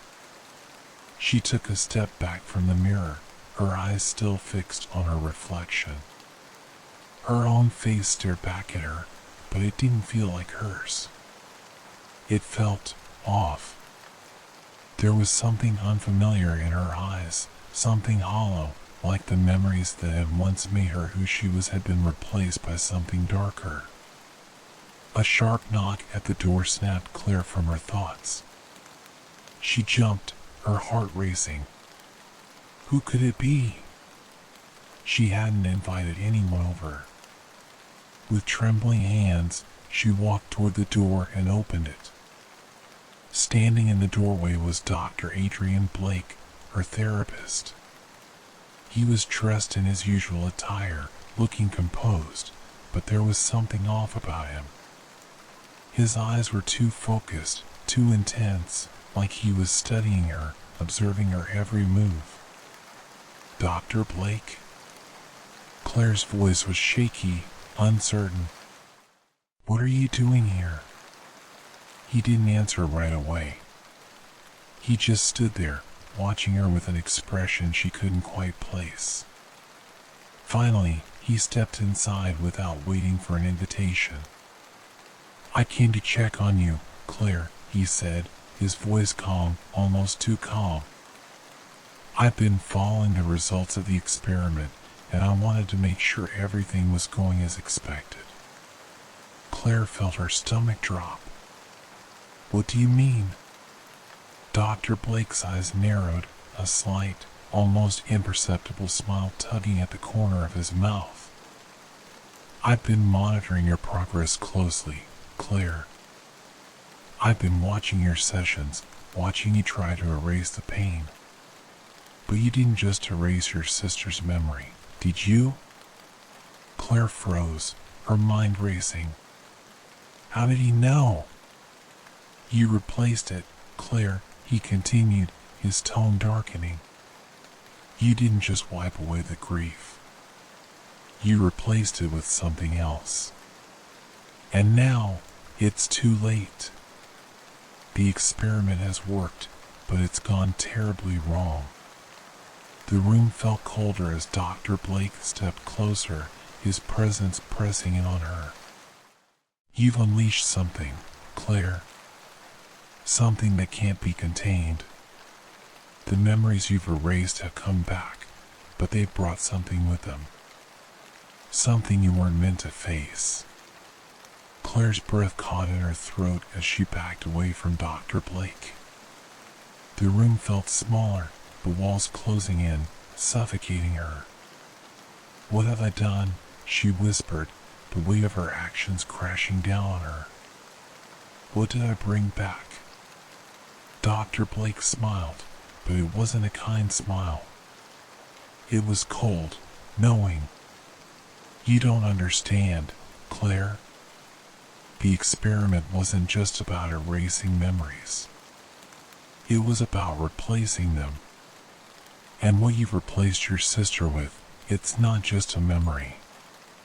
It's a part of you now. A dark part of you. It's come to take what's left of you, and it won't stop until it does. Claire's heart thudded in her chest. The figure, the whispers, the nightmares, it had all been building to this moment. The therapy hadn't freed her. It had opened the door to something far worse. And now, there was no turning back. The door slammed shut behind her, trapping her in the room with Dr. Blake. The shadows in the corners of the room began to stretch, taking shape. The figure was back. The room felt smaller, suffocating, as Claire's eyes darted around, desperate for some kind of escape. Dr. Adrian Blake's presence was overpowering, his every movement deliberate and cold, like a puppet master pulling her strings. The figure from her nightmares, her own distorted reflection, loomed in the corner of the room, its form shifting like smoke in the corners of her vision. The walls were closing in. "No, no, no," Claire whispered, shaking her head, her breath coming in short, panic bursts. "I didn't want this. I didn't. I thought it would help. I thought I was fixing it." Dr. Blake stood there, watching her with cold, calculating eyes, his hands folded in front of him as if he had known this would happen all along. His smile was thin, almost predatory. "You erased the pain, Claire. You erased what was most important to you. But erasure always comes with a price." Her mind raced. What had she done? What had she truly erased? She had wanted to forget the trauma of losing her sister, the unbearable weight of grief that had consumed her every waking moment. She had thought that by erasing that memory, she could heal, that she could move on. But now, it was clear that the void she had created wasn't empty. It had been filled with something else. Something darker. Something that wanted to take her. Claire's hands trembled as she clutched at her chest. Her heart pounded violently, the sensation of drowning creeping in. The figure in the corner of the room grew clearer, its face now fully visible in the darkness. The twisted, grinning visage of her sister, no, not her sister, but a grotesque mockery of her, stared back at her with hollow eyes. It wasn't a memory. It wasn't a ghost. It was something far worse. "I'm not your sister," the figure whispered, its voice soft, melodic, yet cold as ice. "I'm you, Claire. I am the part of you that you buried. The part you couldn't erase. And now, I've come to take you." Claire backed away, her body hitting the wall behind her. Her breath caught in her throat. The figure reached out a hand, fingers elongated and twisted, beckoning her toward it. The room spun around her, the shadows swirling in a sickening dance as the temperature dropped, and she could see her own breath in the cold air. "No," she screamed, her voice desperate, hoarse. "This isn't real. This isn't happening." But it was. The figure was real, and the suffocating presence in the room was real. Her own reflection, her own darkness, had come to claim her. Dr. Blake's voice broke through the madness, calm and measured. "You can't fight it, Claire. It was never just a memory. It was a part of you, buried deep within your mind. And now, it's free." Claire's knees buckled as the weight of his words hit her like a tidal wave. She had thought that by erasing the memories, she would be free. Free from the pain, from the grief. But now she realized that what she had erased wasn't just a painful memory, it was a part of her that she had never truly dealt with. A part of her that had been waiting, hidden in the shadows, to come back. I didn't mean to," Claire whispered, her voice trembling. "I just wanted to forget. I just wanted the pain to stop." The figure stepped closer, its twisted smile widening. "You can't forget. You can't erase what's inside, Claire. And now, I'm all that's left. The figure's eyes were the worst part, the eyes that were no longer human. They were hollow, voids of blackness that seemed to pull her in, sucking away everything she knew, everything she was. Claire couldn't look away. It was like staring into the abyss of her own soul, a place where there was no light, no hope, only darkness. You erased me, the figure whispered again, its voice seeping into her mind like poison. Now you will become me. Claire pressed her hands to her ears, trying to block out the voice, but it was impossible. The whispers were everywhere, inside her head, in the room, in the walls themselves. They echoed, bouncing off the corners of the room, making it feel like she was suffocating. The figure's voice became louder, more insistent, as if it was pushing its way into her very being. She had tried to outrun it. She had tried to escape the memories, the pain, but now she understood. There was no escaping it. She had erased a part of herself, and in doing so, she had unleashed the very thing she feared most. The figure stepped closer, its cold breath brushing against her skin. I am you, Claire. You can't escape me now. I will consume you. Claire closed her eyes, tears streaming down her face. She felt her own body betraying her, her mind spinning in a chaotic whirlwind. She was losing herself, slipping away into the darkness that had replaced her memories. And worse, she could feel it, something was changing inside her. The figure was no longer just a shadow in the room. It was becoming her. It was filling the void she had created, and she could feel its cold presence seeping into her every thought. Dr. Blake's voice interrupted her spiraling thoughts. You see, Claire, erasure isn't a simple thing. When you erase a part of your mind, something always replaces it. It could be something benign, something harmless. Or it could be something like this. The room seemed to tilt. Claire's vision blurred, and the walls seemed to close in on her. She could feel her mind unraveling, the threads of her reality pulling apart. She couldn't breathe. She couldn't think. The figure's presence was overwhelming, its weight pressing down on her chest. It was suffocating her. No, Claire gasped, trying to step back, but the figure reached out, its cold fingers wrapping around her wrist, pulling her closer. Please, let me go. But the figure didn't respond. Instead, it smiled wider, its face twisting in unnatural ways. You erased me, Claire.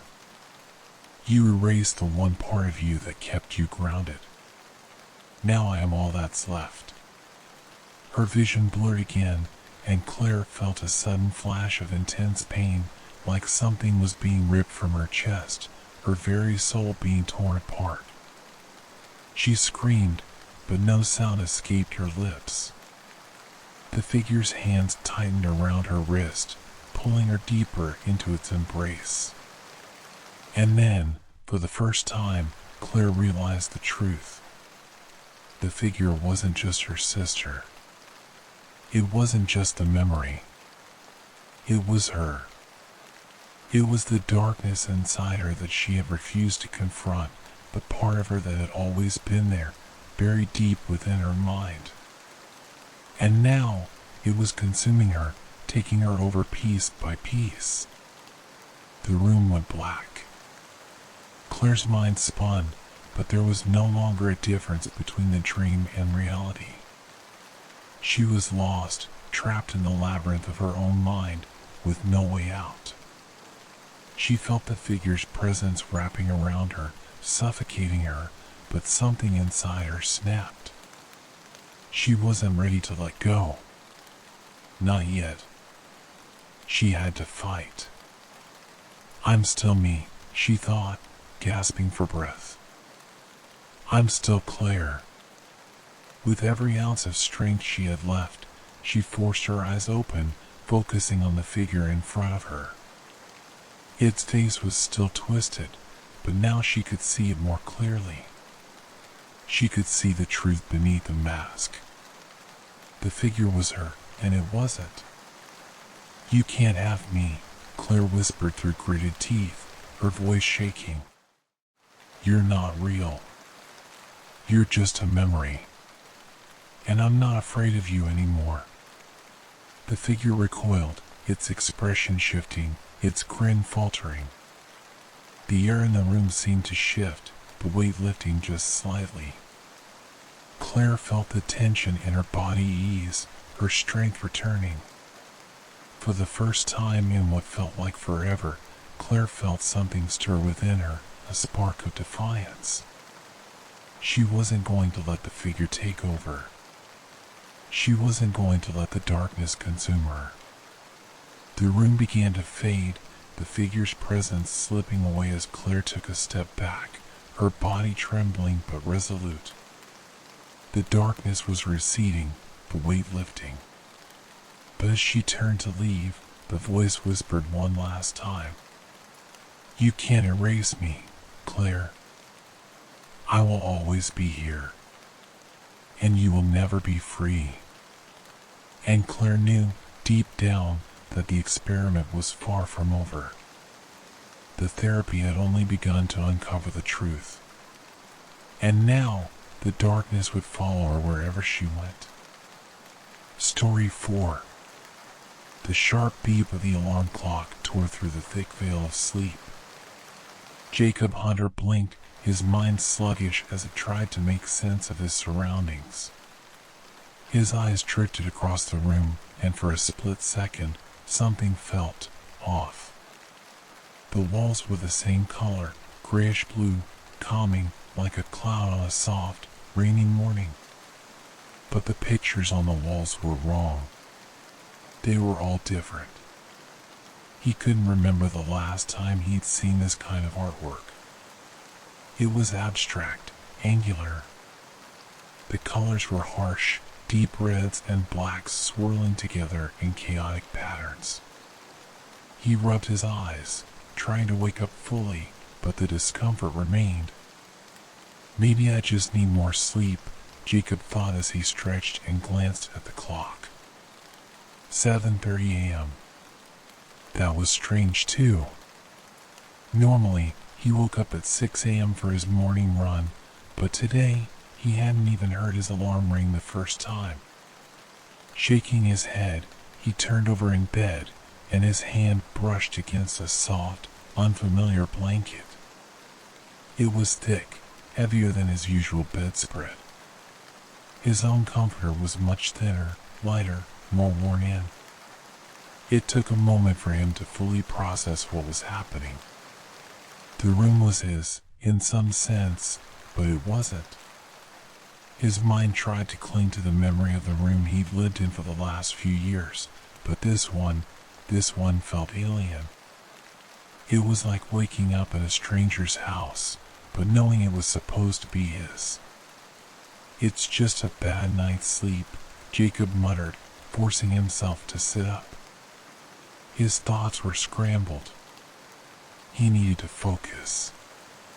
His reflection in the mirror across the room caught his eye. The face staring back at him looked just like his own, dark, messy hair, stubble along the chin, but the expression was blank, absent, as if it didn't quite match his internal confusion. His eyes were bloodshot, tired. He forced himself to stand, a yawn escaping him as he stumbled toward the bathroom. The cold tile against his feet helped him wake up, but when he reached for his toothbrush, his hands froze. The bathroom was all wrong. The toiletries were unfamiliar, the shampoo brand not the one he used, the soap too small and shaped differently. The razor, his razor, was missing. His mind flashed for a moment to his old routine, the one he had followed every morning for years. The shaving cream, the aftershave, the towel he always used. All gone. Okay, okay, Jacob whispered, breathing heavily now. This is fine. You're just tired. It's a little weird, but it's fine. But he didn't feel fine. His heart raced as he turned away from the mirror and tried to calm himself. He splashed water on his face, trying to regain his composure. Everything felt like a dream. And in that moment, Jacob wondered, just for a second, if he was still asleep. Was he in a coma? Was this some kind of lucid dream? The room he had woken up in felt foreign, and now the bathroom felt just as wrong. He didn't know how to explain it, but it was as if his mind was telling him that this wasn't the life he knew.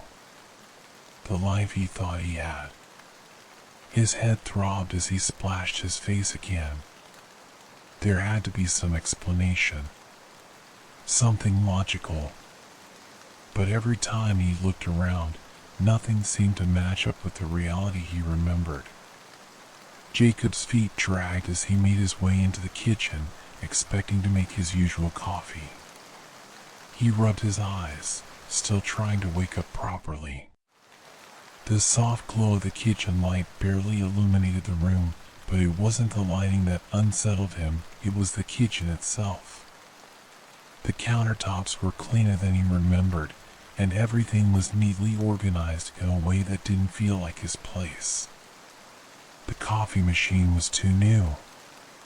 He had always used a drip coffee maker, simple, no frills, but this one looked like it belonged in a high-end cafe.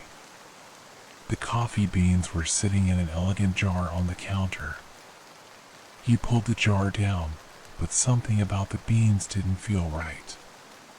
They smelled different, not the rich, dark aroma he was used to, but a sharper scent, almost chemical.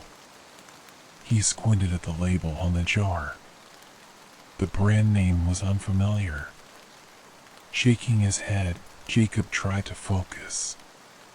"Come on, pull yourself together," he muttered. "You're just adjusting to something new." But the longer he stared at the jar, the more uneasy he felt. He put it down, deciding to make something simpler. A cup of tea instead.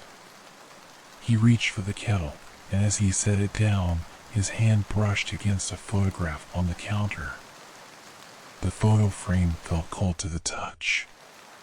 He picked it up and glanced at it, his heart skipping a beat. It was a picture of him, standing in a park, smiling, dressed in a suit. But this wasn't the suit he owned. It wasn't his usual park either. The face in the photo smiled back at him, but it wasn't the smile of the man he knew. The man in the photo was different, happier, younger, almost like someone he didn't recognize. His hands shook as he put the photo back on the counter. His reflection flickered across the glossy surface of the frame. For a moment, he saw the man from the photo looking back at him. A cold shiver ran down his spine. Something wasn't right. It was as he sat down at the kitchen table, staring blankly at his half-empty cup of tea, that the full weight of the situation hit him. His life was different. The house was different, the people in the photo were different, the routine was different. What was happening to him? He thought of his job, his colleagues, his routines.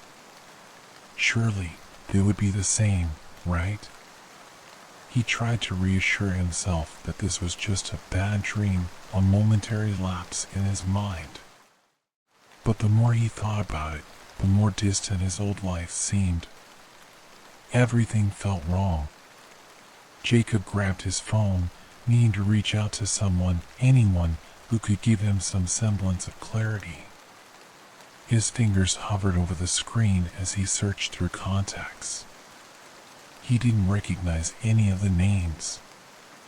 He scrolled down, feeling a rising panic in his chest. There were no familiar faces, no familiar names. Everything felt foreign. He had no one to call.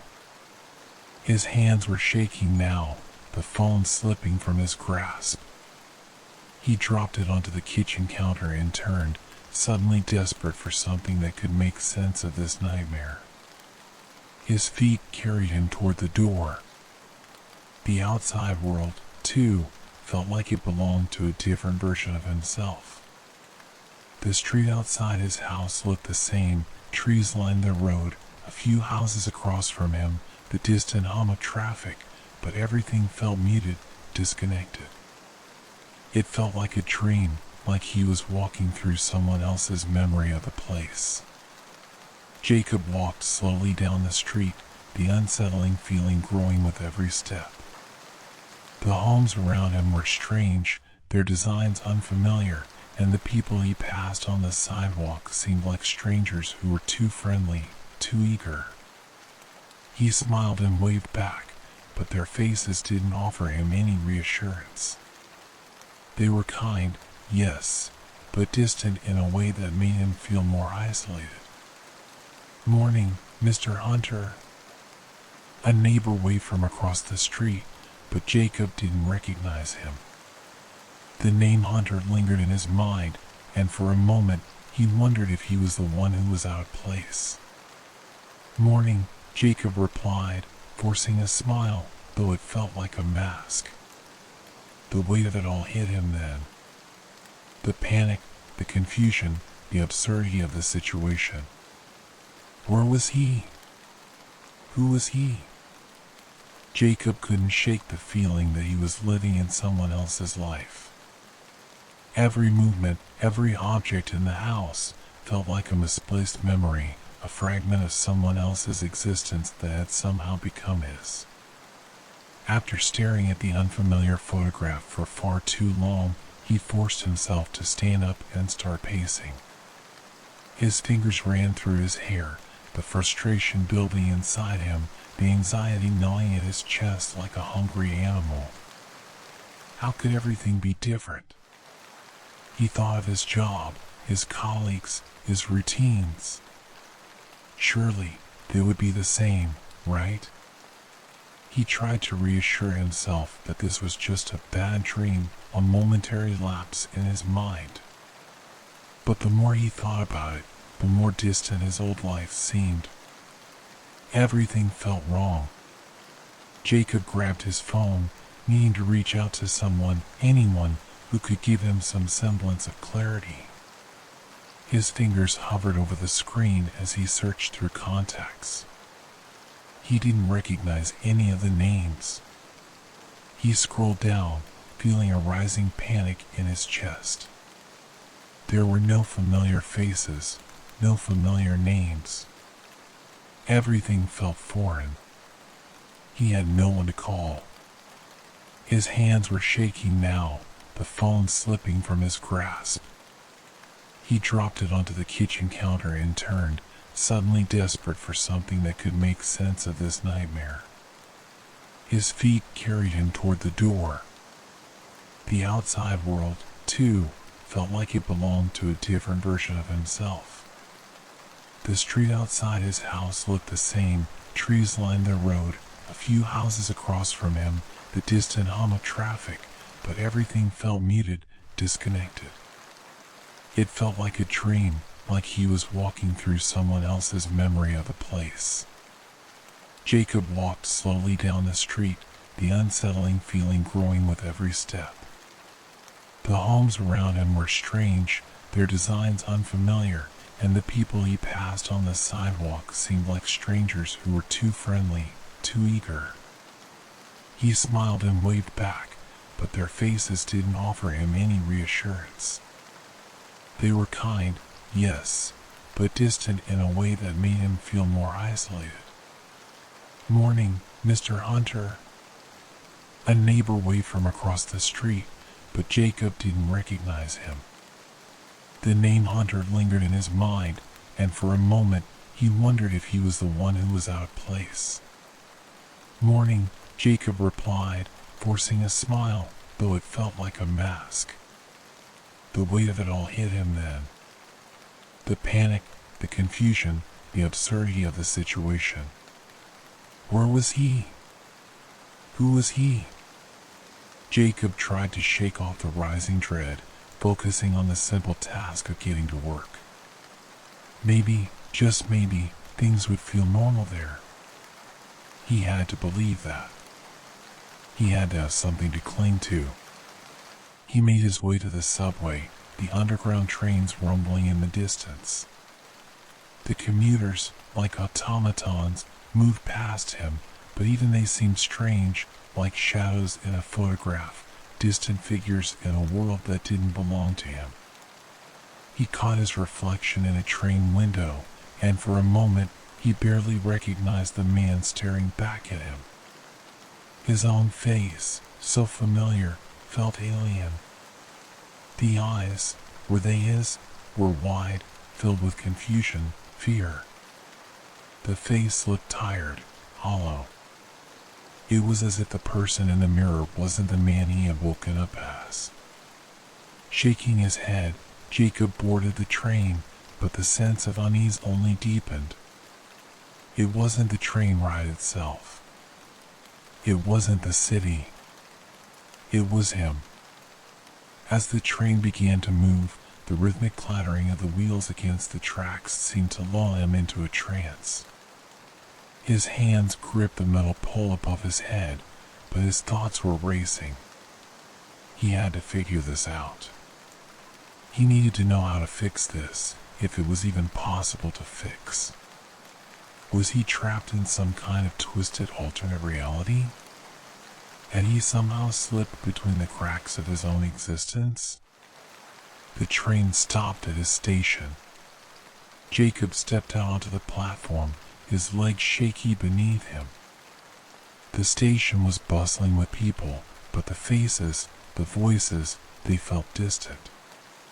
The familiar surroundings, posters on the walls, the train screeching by, seemed like a painting someone had created. He stepped out into the street and made his way toward his office, hoping that something, anything, would feel normal. But the moment he entered the building, he felt it again, the disconnection, the sense that he was walking into a place he shouldn't be. The receptionist greeted him with a warm smile, but her eyes held a glimmer of recognition that felt wrong. It wasn't like how he remembered. It was too polite, too rehearsed. "Good morning, Mr. Hunter," she chirped, glancing at her computer screen. "Your 10 a.m. meeting is already set up in the conference room. You're ahead of schedule today." Jacob nodded, but the words didn't sound right in his ears. He'd never had a meeting scheduled so early. His mornings were usually spent checking emails, answering calls, nothing this precise. And as he made his way to the conference room, the walls seemed to stretch before him, the hallway bending like it was alive, twisting around him. The door to the conference room opened, and inside was a group of people. But none of them were familiar.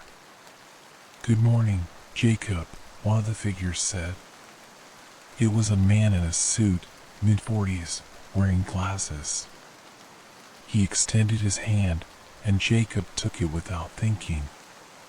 "Morning," Jacob said, his voice hollow. "We've got a lot to cover today," the man said with a smile. But there was no warmth in it, no real connection.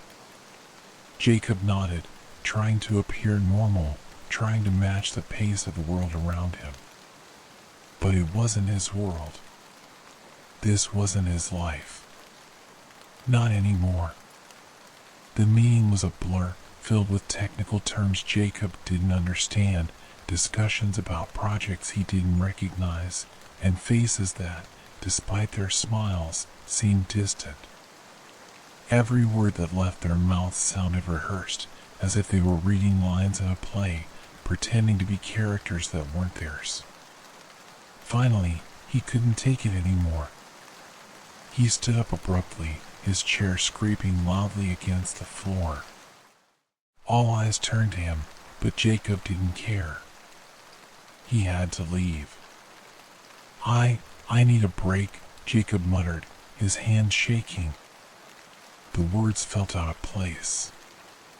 His legs carried him toward the door, but not before he caught the gaze of the man in the suit. Jacob, is everything okay? The man's voice was too kind, too familiar in the wrong way. But Jacob didn't stop. He pushed open the door and rushed out, his mind spinning.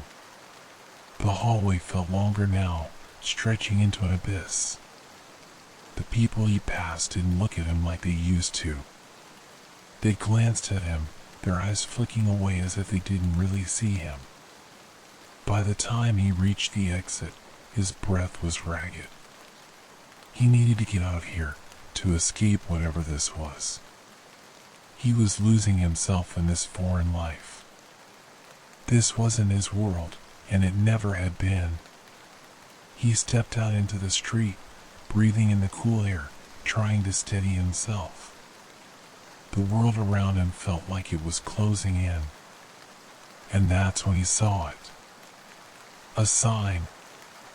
It was a small, faded sign in the window of a nearby shop. Life changes ahead. Are you ready to meet the new you? His heart skipped a beat. That wasn't just a coincidence. That was a message for him. A message he couldn't ignore. Whatever was happening, whatever reality he had slipped into, this was the key. This was how he could stop it. The sign in the window felt like a beacon in the chaos, drawing Jacob closer despite the rising unease in his chest. Life changes ahead. Are you ready to meet the new you? The words echoed in his mind, repeating in a constant loop. Every step he took toward the door of the shop felt heavier, like the world around him was warping, closing in, pushing him to the edge. It wasn't a large shop, small, tucked between a bookstore and a cafe that didn't look familiar at all.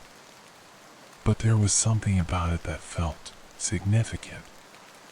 The warm wooden door creaked as he opened it, the faint scent of incense and old paper filling his nostrils. Inside, the space was dimly lit, shelves lined with strange trinkets and books stacked haphazardly in every corner. It looked like a place that had been forgotten by time. As Jacob stepped further inside, the bell above the door chimed softly, and a figure emerged from behind a curtain. It was an elderly woman, her hair silver, her movements slow but deliberate. Her eyes, though, were sharp, almost unnerving, too knowing. She regarded him with an intensity that made his skin crawl. "You've come," she said softly, her voice rasping, as though she were speaking from deep within herself. "I've been expecting you." Jacob froze in the doorway, his heart pounding. "How do you know who I am?" His voice was barely above a whisper. The woman smiled faintly, her lips curling into something that was both comforting and chilling. "Oh, I know who you are, Jacob. I know what's happened to you. The question is, do you?" He stepped back, his breath catching. This wasn't what he had expected. The sign, the shop, it all felt like a trap, something that had been waiting for him. Jacob stammered, but the woman interrupted him gently, raising a hand to silence him. "Sit, Jacob. You've been searching for answers, but you don't even know what to ask." She gestured to a chair by a small wooden table. "You need to understand what's happening to you before you can stop it." Jacob didn't want to sit. He didn't want to stay. But something in the woman's gaze held him there, like a gravitational pull he couldn't escape. He took a hesitant step forward and sat in the chair, the soft creak of the wood under his weight louder than he'd expected. "You're living in a life that isn't yours," the woman said, her voice soft but sharp. "Each morning, you wake up to a new reality, one that is only a shadow of your own. The life you think is yours is simply a substitute, a mirage. It is not real." Jacob's stomach churned. The words hit him like a blow to the chest. He could feel the ground beneath him start to slip away, his grip on reality weakening with every word. "I've been trying to make sense of it," Jacob muttered, almost to himself. "I don't know what's real anymore." The woman nodded slowly, her expression one of quiet understanding. "That's because you're living between worlds, Jacob. You wake up in different lives every day, but none of them are truly yours. The life you had, the life you remember, is gone. And something else is taking its place." Jacob's mind raced. The confusion, the fear, the sense that something was deeply wrong, it was all becoming too much to handle. "What do I do? How do I get my life back?" The woman leaned forward, her eyes never leaving his. "You can't. Once you stepped into one of these substitutes, once you've crossed that threshold, you can't go back. Not the way you think. The life you remember is lost to you. The only choice you have is whether you will live in the one you're in now or let it consume you." Jacob's pulse quickened. "But why? Why is this happening?" The woman sighed, a long, deep breath, her gaze softening for a moment. "Because of the therapy," she said, her voice quiet, almost mournful. "You erased a part of yourself. You erased the memories, the pain. But by doing so, you opened a door to the unknown. And now, you are paying the price." The room seemed to close in on Jacob as her words sunk in. He had tried to erase the pain of losing his family, of the darkness that had crept into his life, but now, the consequences of that choice were becoming all too clear. The price wasn't just the memories, it was the life that came with them. "What are you saying?" Jacob asked, his voice trembling. "Are you telling me that I can never go back?" The woman's face was grave, her eyes flickering with a sadness that made Jacob's heart ache. "No. You can't go back, Jacob. But you can still make a choice. You can let the substitute life swallow you, or you can embrace the truth of what you've done. But there will be no easy way out." The room began to fade, the figure's presence slipping away as Jacob took a step back, his body trembling but resolute. The darkness was receding, the weight lifting. For the first time in what felt like forever, Claire felt something stir within her, a spark of defiance. She wasn't going to let the figure take over. She wasn't going to let the darkness consume her. The room began to fade, the figure's presence slipping away as Claire took a step back, her body trembling but resolute. The darkness was receding, the weight lifting. Jacob stood motionless, his mind a whirlwind of thoughts. The weight of the woman's words pressed down on him, and for the first time, he felt like he could see the full scope of what he had lost. The reality he had wanted, the life he remembered, was gone. But the path ahead of him was still uncertain. The woman watched him carefully, but there was no judgment in her eyes. She simply waited. "What do you want from me?" Jacob whispered, his voice hollow. The woman's expression softened, her ancient eyes filled with understanding. "I don't want anything from you, Jacob. The question is, what do you want?" He shook his head. I don't know anymore. Everything's wrong. I can't even recognize myself in the mirror. I'm trapped in a life I didn't choose, and I can't get out. The woman stood and walked over to him slowly, placing a hand gently on his shoulder. It's not about escaping, Jacob. It's about choosing to face what you've become, what you've done. You've erased a part of yourself, but that part is still inside you.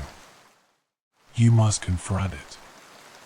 You must make peace with it, or it will consume you entirely. Jacob's thoughts raced. He didn't know if he was ready. How could he be ready? How could anyone face the truth of losing themselves, of losing everything they thought they knew? But he knew that he couldn't keep running. He couldn't keep living in a lie. How do I face it? Jacob asked, his voice barely audible. The woman smiled faintly. You've already started, Jacob. By coming here, by acknowledging that something is wrong. Now, you must decide, do you stay in this life, this substitute life, and let it define you, or do you walk away from it and embrace the unknown? Jacob nodded slowly, the fear still gnawing at his chest, but mingled with a growing sense of determination. He had spent so much time trying to outrun his pain, his grief. Maybe it was time to face it, to accept it, to stop hiding. He looked up at the woman, meeting her gaze. I want to face it. With a quiet nod, the woman stepped back. The room seemed to expand, and the weight that had been pressing down on Jacob slowly lifted. The darkness around him began to recede, and the world outside the shop no longer felt so foreign. Jacob had made his choice. He had faced the substitute life, the life he had been forced into, and now he was ready to embrace it, to make it his own. He had walked into a world where nothing was certain, where everything was new, but he no longer felt lost. As he stepped back into the sunlight, the world outside seemed different. It was the same world he had always known, but now he saw it through different eyes. The faces of the people passing by, the streets he had walked so many times, they were all part of the life he had been given. He wasn't the man he had been before. That man was gone. But that didn't mean he was lost. He had a new life now, one that was his to shape, to live. And for the first time in a long time, Jacob felt at peace. As Jacob took his first step forward, the world around him seemed to pause. The sun dipped behind a cloud, and a gust of wind ruffled his hair. He glanced over his shoulder one last time, but the woman who had guided him was gone. In her place was a small piece of paper lying on the sidewalk. Curious, Jacob bent down and picked it up. Written in dark ink were the words, "Asterisk, the choice is always yours. But remember, choices have consequences." His heart skipped a beat as the weight of the words settled in. He had made his choice, yes. But the consequences were still unknown. And that, he realized, was the true beginning of his new life. Story 5. David had always been blind. It was all he knew. He had been born in the darkness, and the world had always been a place of shapes and sounds. His senses, though sharp, could not fill the void the way sight might have. His world was a constant hum of tactile sensations and auditory cues. His cane tapped rhythmically against the pavement as he walked through the familiar neighborhood, the path well worn in his mind, the scent of coffee and fresh bread wafting from a nearby bakery. Today, however, the air felt different. It was heavier, thick with something he couldn't quite place. David paused for a moment, his cane still, as he tilted his head slightly, listening. There it was again, the faintest of noises, like a breath behind him, soft and rhythmic. He stood frozen, his breath shallow, listening intently, but there was nothing. Just the low murmur of the city around him. He shook his head. It's nothing, he thought. Just your imagination. David resumed walking, but the sensation wouldn't leave him. The presence of something, or someone, seemed to linger just behind his shoulder. He quickened his pace, trying to shake off the odd feeling of being followed. But it was always there, like an echo that couldn't be escaped. His hand clenched around the cane, the knuckles white. He had lived a full life without ever needing to rely on others. But the feeling of being followed, of being observed, made his skin crawl.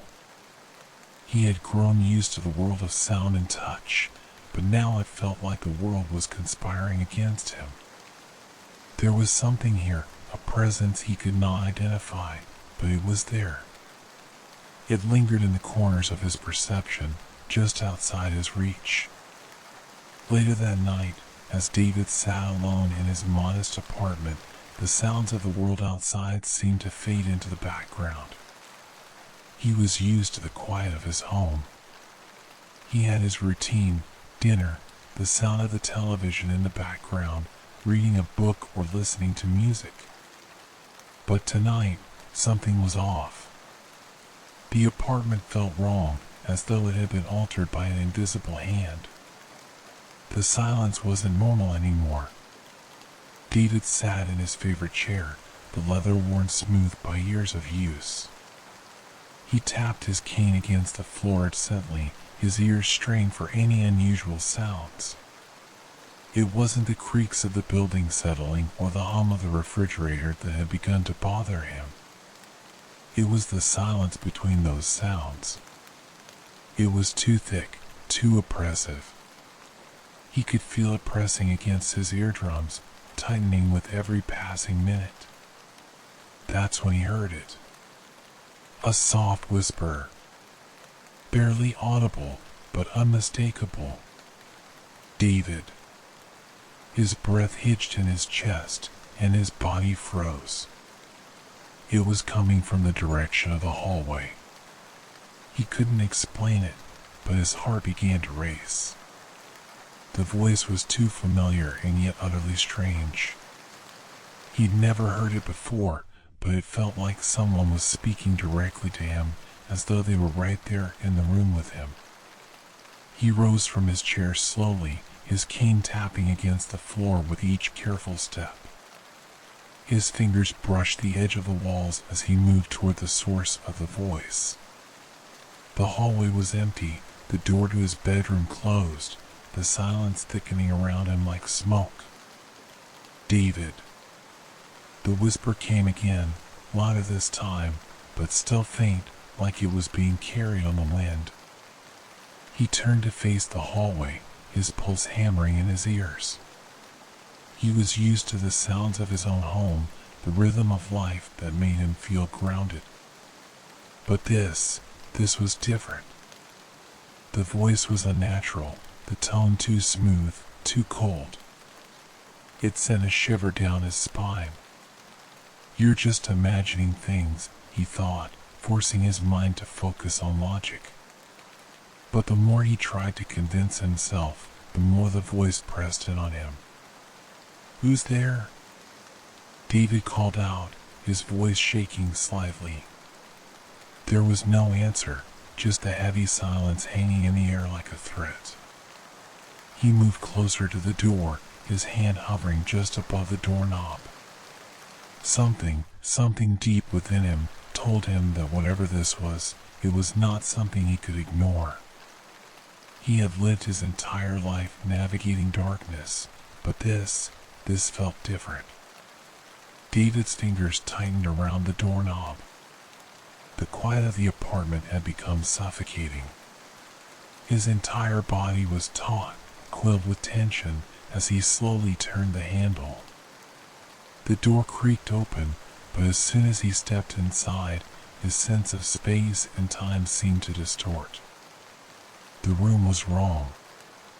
It was like the walls had expanded, the shadows had deepened, and the air itself had thickened around him. His breathing became shallow as he took in the surroundings.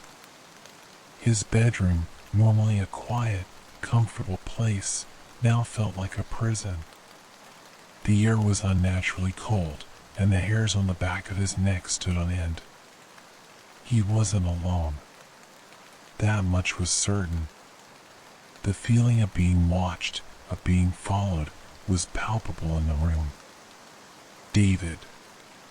The whisper came again, clearer this time, closer. The voice was no longer distant. It was in the room with him, right beside him. David turned quickly, but there was nothing there. Nothing he could see. The room was empty. His pulse quickened as his heart pounded in his chest. The darkness, once a companion he had known all his life, now felt alien, a vast void filled with unseen threats. He spun around again, his cane tapping furiously against the floor, but he couldn't shake the feeling. He couldn't escape the oppressive weight that pressed against him, as though something malevolent was lurking just beyond his senses, waiting for the right moment to reveal itself. David closed his eyes, trying to steady himself. It's just a trick of the mind, he thought. A reaction to the dark. But deep down, he knew it wasn't. Something was in the room with him. Something that only he could hear. Something that only he could feel. And it was coming closer.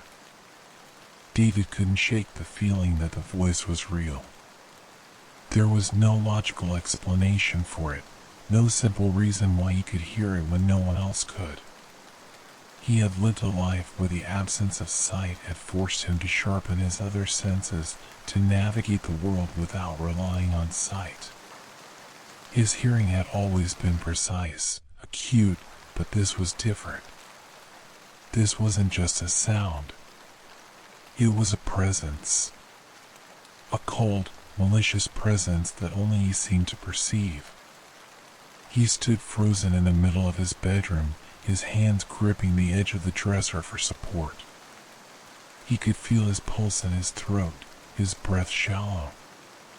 The voice was coming from all around him, reverberating in the space between his thoughts, like a distant murmur that somehow echoed through every part of his consciousness. David, the whisper came again, but this time it wasn't just a voice. It was a feeling. A prickling sensation that crawled across his skin, that sank into his bones. David's hands shook as he turned slowly, reaching for the bedside lamp. He flicked the switch, but the light refused to come on. The room remained cloaked in shadow, as if the darkness itself had taken over, claiming the space as its own. The whispering grew louder, more insistent. David, you can hear me, can't you? The voice was now inside his head, mixing with his own thoughts. It was no longer a mere sound. It was an invasive presence, one that wrapped around his mind like a snake coiling tighter with each breath. The feeling of dread gnawed at his chest, pulling at his insides.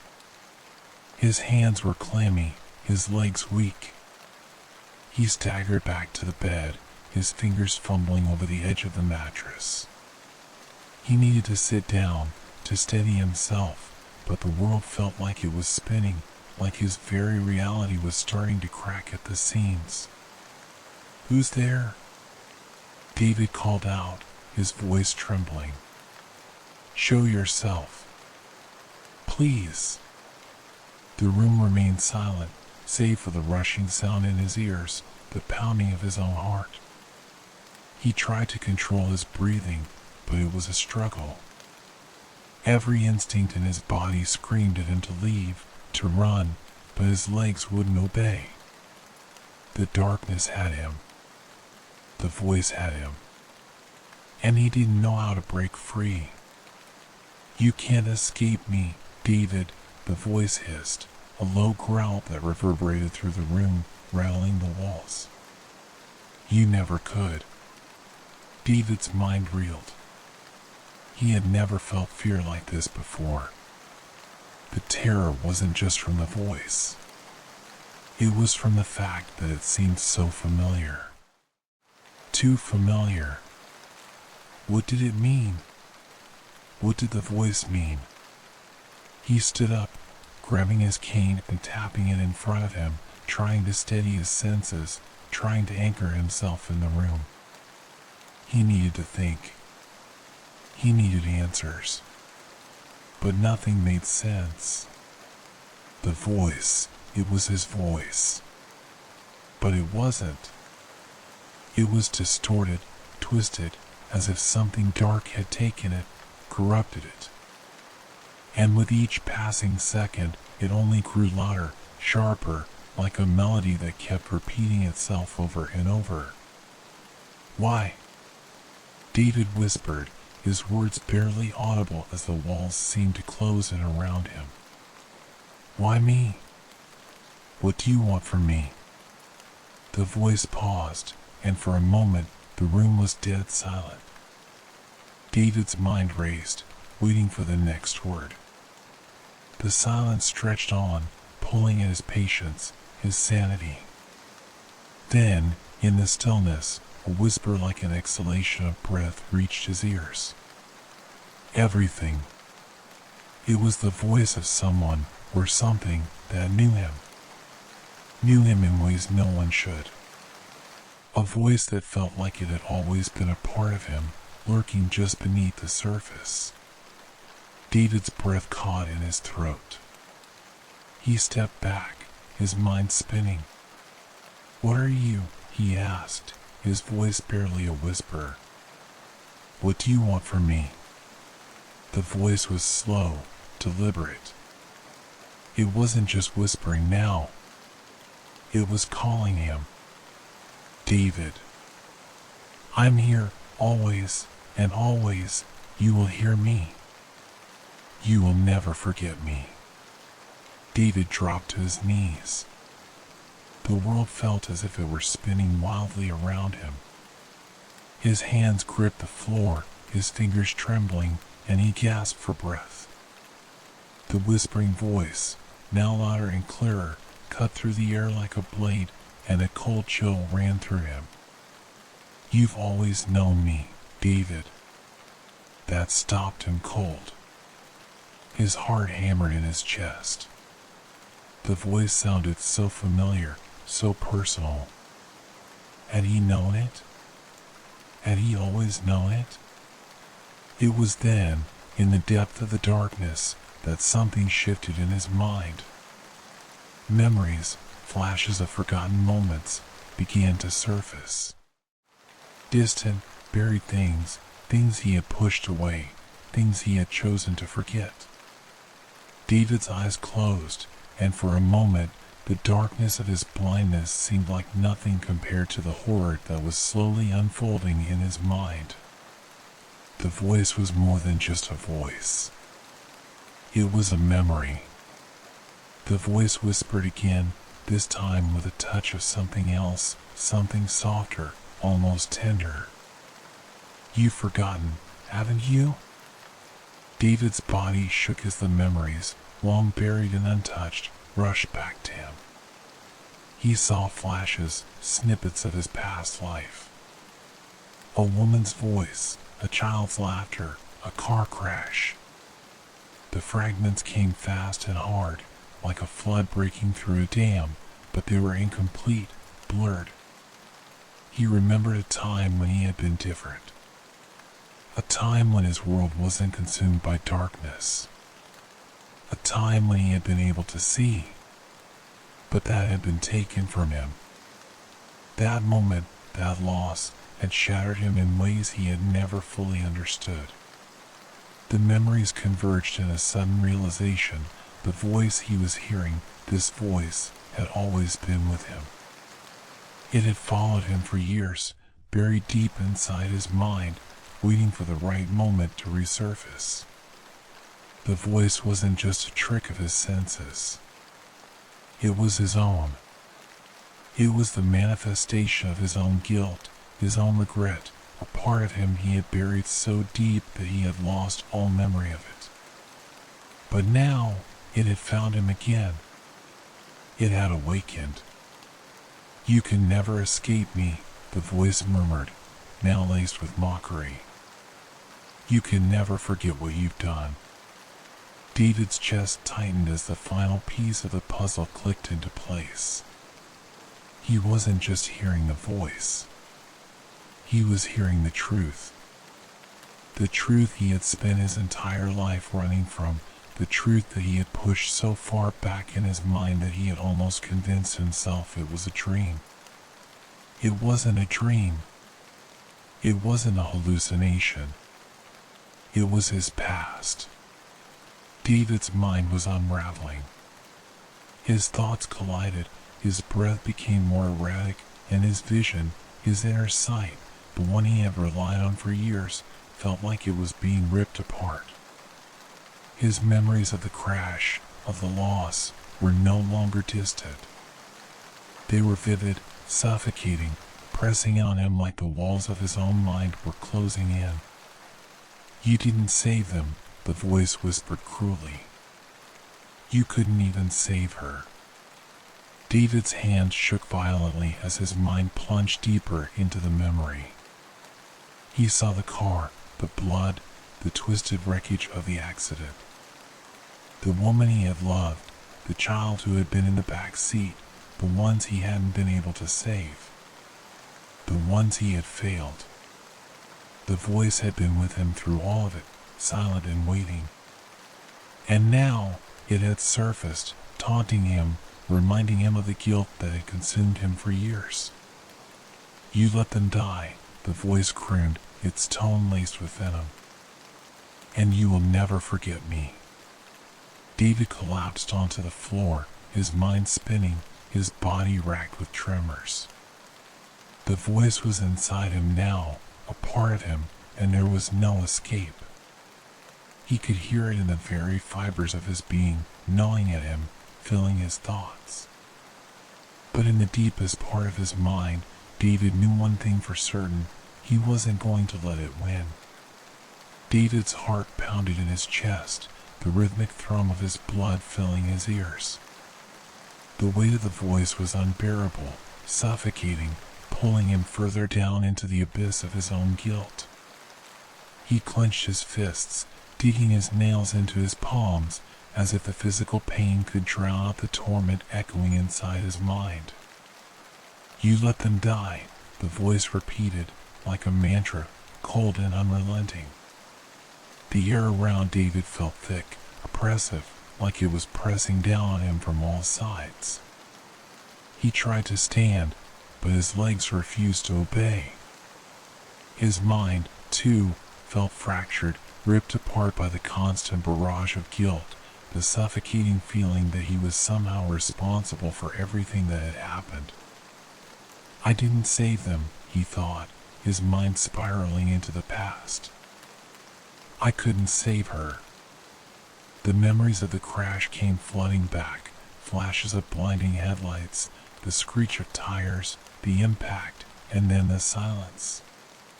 The sound of sirens, the crying, and the cold realization that the woman he loved and the child he had promised to protect were gone, taken from him in an instant. The guilt had gnawed at him ever since. The what-ifs and could-haves had become a constant weight, always hanging over him, like a dark cloud that wouldn't go away. But now, it wasn't just memories that haunted him. It was the voice. "I couldn't save them," David whispered to himself. The words came out shaky, like a confession. "I tried. But I wasn't enough." The voice grew louder, more insistent. It wasn't just a whisper now, it was a scream in his ears, reverberating through his skull. You failed them. You failed everyone. David's hands shook uncontrollably as he covered his ears, trying to block out the voice. He wanted it to stop. He wanted the pain to stop. But the harder he tried, the worse it got. It was everywhere. It was inside him. You'll never be free, David. Not until you face what you've done. The voice was suffocating. It had taken over his thoughts, filled the space between his heartbeats, and now it was becoming the only thing that mattered. The only thing that existed in his mind. The world around him had dissolved. There was only the voice, the darkness, and the crushing weight of his guilt. David's chest tightened, the panic rising inside him like a wave. He couldn't breathe. He couldn't think. He was losing himself, losing control. His body trembled with fear, his legs no longer able to hold him up. He collapsed to the floor again, his hands pressed against his ears, his body racked with sobs. I didn't mean to. I didn't mean it, he cried, the words choking in his throat. Please, please make it stop. But the voice wasn't listening. It was relentless. It didn't care about his pain. It didn't care about his regrets. It only wanted to remind him of what he had done, what he had lost. You took too long to react. You didn't do enough. And now they're gone. Forever. The darkness around him seemed to shift, to grow heavier, and David felt a strange presence beside him. Something cold and intangible, like fingers brushing against his skin. He could feel it, the oppressive weight of whatever this thing was. Something had been unleashed within him. Something dark and angry, something that had been festering for years, hidden deep beneath his soul. He opened his eyes, and though he could not see, it felt as though the room had changed. The space around him was unfamiliar, the air thick with the stench of decay. It smelled like old, forgotten things, like rot, like death. He could feel it now, not just the voice, but something else. Something watching him. I didn't ask for this, David whispered, his voice trembling. I just wanted to forget. The voice laughed. It wasn't a comforting laugh, but a mocking one. A cruel, rasping sound that sent shivers down his spine. You can't forget, David. You can't erase the truth. It's always going to be with you. And so am I. David's breath caught in his throat. There was something deeper than just guilt here. This wasn't just about the crash. This wasn't just about his past. There was something in the darkness, something that was pulling at the edges of his sanity, something that was tied to the very core of who he was. It wasn't just a memory. It wasn't just a voice. It was something else entirely. And it was coming for him. David's mind was unraveling. He could feel the very fabric of his thoughts coming apart. Every sound, every word, every whisper was now part of this suffocating cage he had built for himself. The room seemed to close in, the walls pressing against him, pushing him into the darkness where he could no longer see the light. But in the deepest pit of his mind, David fought back. The strength he had buried beneath the guilt, the anger, the shame, surged to the surface. He could still hear the voice, still feel it twisting around him like a vice, but now there was something else, something sharp and clear. A whisper of hope. I won't let you win, David said, the words thick with defiance. "I won't let you take me." For the first time, the voice faltered. There was a brief moment of silence, as if it had been startled by his words. David took a deep breath, pushing himself up from the floor, his mind focused on one thing and one thing only: surviving this. "You don't control me," he whispered, his voice shaking but determined. "You're just a part of me, and I won't let you define me anymore." The darkness trembled around him, the oppressive weight lifting ever so slightly. He could still feel it, the presence lurking just beneath the surface, but now it felt weaker. The grip of the voice had loosened. David pressed his hands against his ears again, not to block out the voice, but to block out the fear. He had to silence the panic, the suffocating dread that threatened to consume him. He had to remember who he was, who he could be. And then, with a deep breath, he let go. The darkness around him began to dissipate, the weight lifting as the voice grew quieter. It wasn't gone, not entirely, but it was fading. The room seemed to return to its normal state, the silence creeping back in, but this time it was a silence of peace, not of fear. David's chest heaved as he stood there, trembling but alive. He could still hear the voice in the back of his mind, but it wasn't as loud. It wasn't as powerful. For the first time in a long time, he felt like he was taking back control. Like he had broken through the darkness. The fight wasn't over, but he had taken the first step toward healing. And that, he knew, was enough. David sat on the edge of his bed, breathing heavily. The room was quiet now, almost too quiet. The oppressive weight that had once filled the space with suffocating dread had lifted, and the voice, that voice, was no longer shouting in his mind. It had faded, like a storm moving away, leaving behind a strange calm. But David knew better than to trust it. He had felt the darkness creeping back before, always just beneath the surface, lurking like a shadow in the corner of his thoughts. He had tried to fight it, tried to push it away. And for a brief moment, it seemed like he had won. But deep down, he understood that silence, real silence, was an illusion. The truth was, the voice was still with him. It was just waiting for the right moment to strike again. The air in the room felt thick, charged.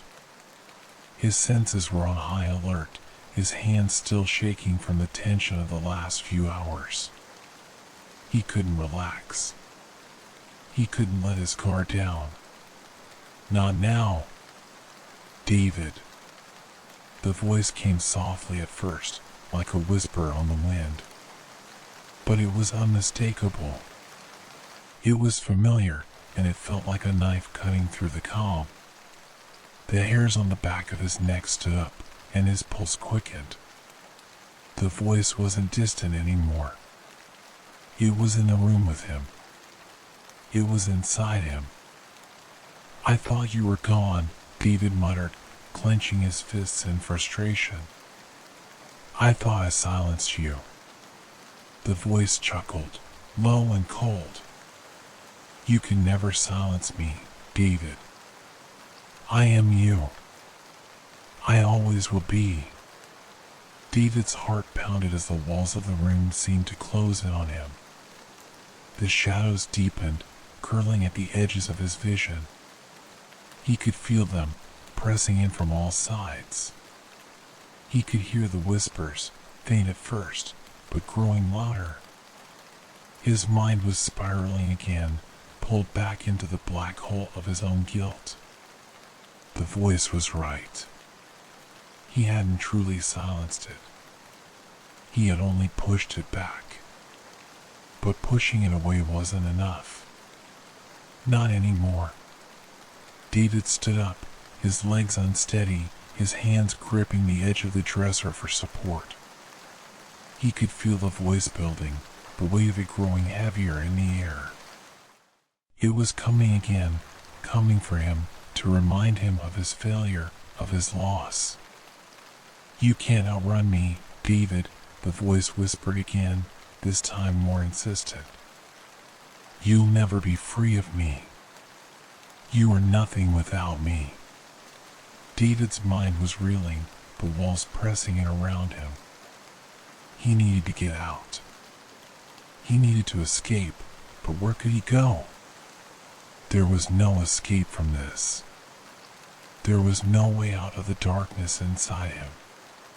He staggered toward the door, but before he could reach it, the room seemed to warp as if the very walls were closing in on him. The space shrank, the air thickening with the weight of the voice. And then, in the deepest part of his mind, the voice shifted. It didn't just mock him anymore, it became him. "You'll never escape me. You will always be the one who let them die. You will always be the one who failed." David fell to his knees, his mind spiraling into a vortex of guilt. The weight of his past, of the crash, of the lives he had failed to save, was unbearable. He was suffocating in it.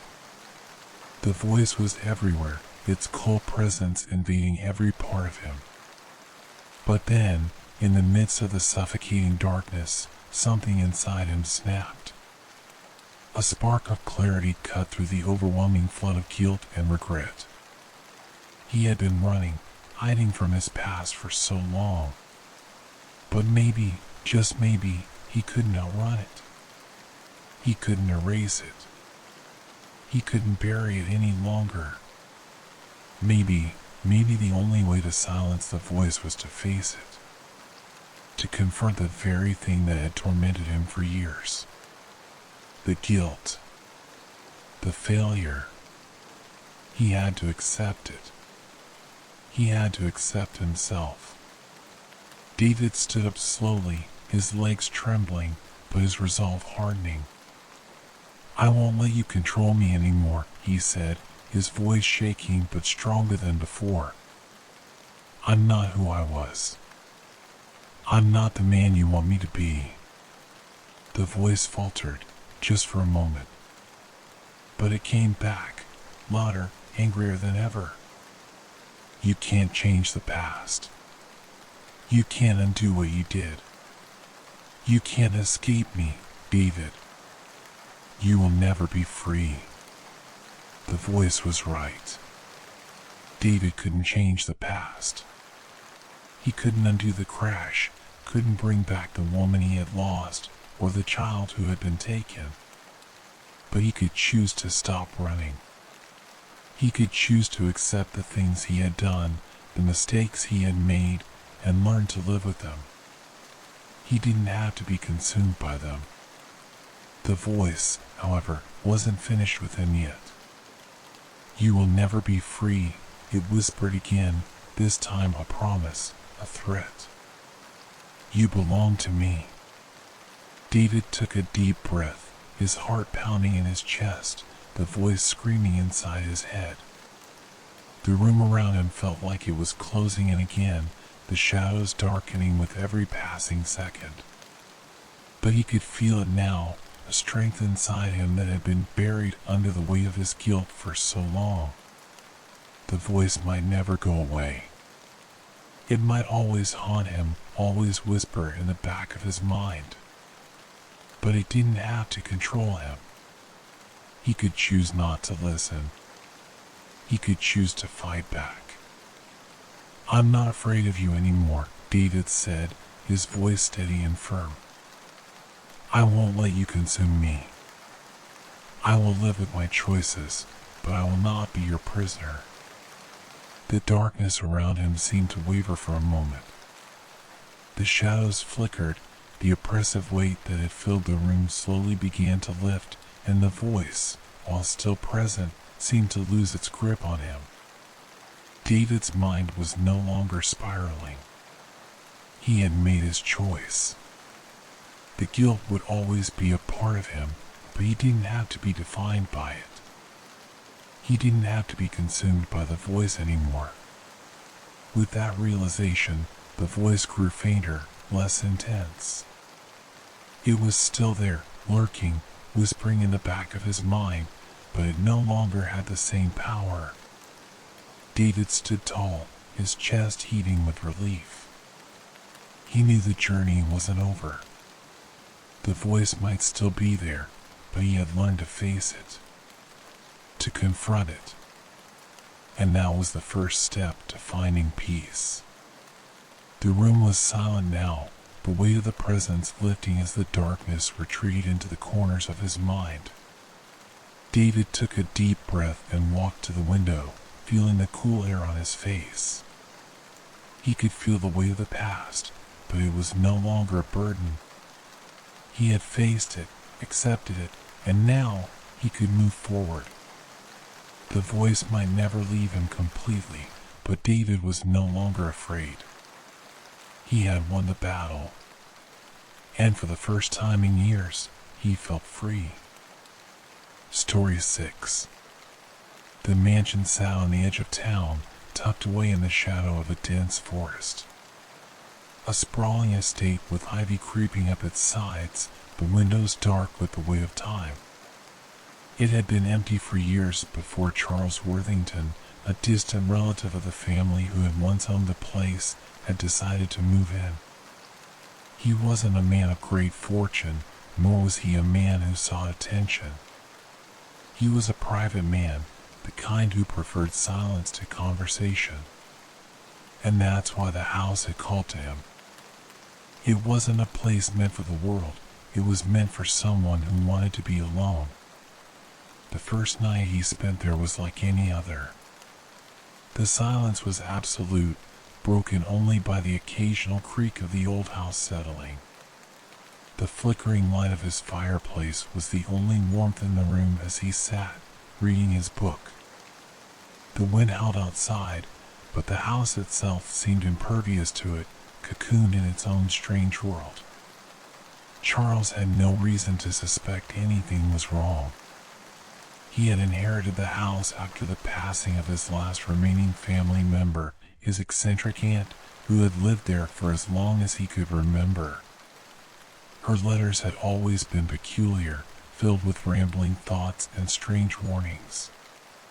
But she was gone now, and with her, the house had passed him. As he settled in for the night, he realized just how alone he truly was. The house seemed vast, endless, a labyrinth of dark hallways and rooms he had yet to explore. But for the first time, he felt a flicker of unease. It wasn't the house itself that disturbed him, though. It was the time. The clock on the mantel ticked loudly in the otherwise quiet room, but as the night wore on, something strange began to happen. As midnight approached, Charles glanced at the clock again, noticing the hands frozen, stuck at 11:59. He furrowed his brow and rose to inspect it, only to find that the clock was running perfectly fine. He even went so far as to reset it, setting the time ahead to match the morning hour. But when he returned to the chair by the fire, the clock was stuck again, this time at 12:01. He sighed, dismissing it as a mechanical issue. The house was old, and things often didn't work right in old houses. He sat down, eager to continue reading, but something was off. The air around him felt heavier, and the silence seemed to press in on him. Just a little tired, he muttered to himself, but the unease wouldn't leave. When Charles awoke the next morning, the clock was back to normal, ticking away the seconds as if nothing had happened. He glanced at the time. 8 a.m. He stretched and rubbed his eyes. It was a typical morning in the mansion, nothing unusual. But as he moved around the house, he began to notice the subtle discrepancies. The doors that had been left open were now closed, and a strange dampness lingered in the air even though it hadn't rained. The house seemed unchanged, yet there was something wrong with the very atmosphere. As if the mansion were holding its breath, waiting for something. The unease that had plagued him the night before only grew stronger. He thought back to the previous night. Something had felt wrong when he'd gotten up from his chair to check the clock. He had been sure the time had stopped, but he had dismissed it, thinking he was just exhausted from the long drive. But now, it didn't make sense. He knew he hadn't imagined it. Time had stopped. Charles went about his day as usual, but he couldn't shake the feeling that something was waiting, watching, hidden in the walls. The mansion seemed to stretch out endlessly before him, the rooms dark and foreboding, as if they held secrets he was not meant to know.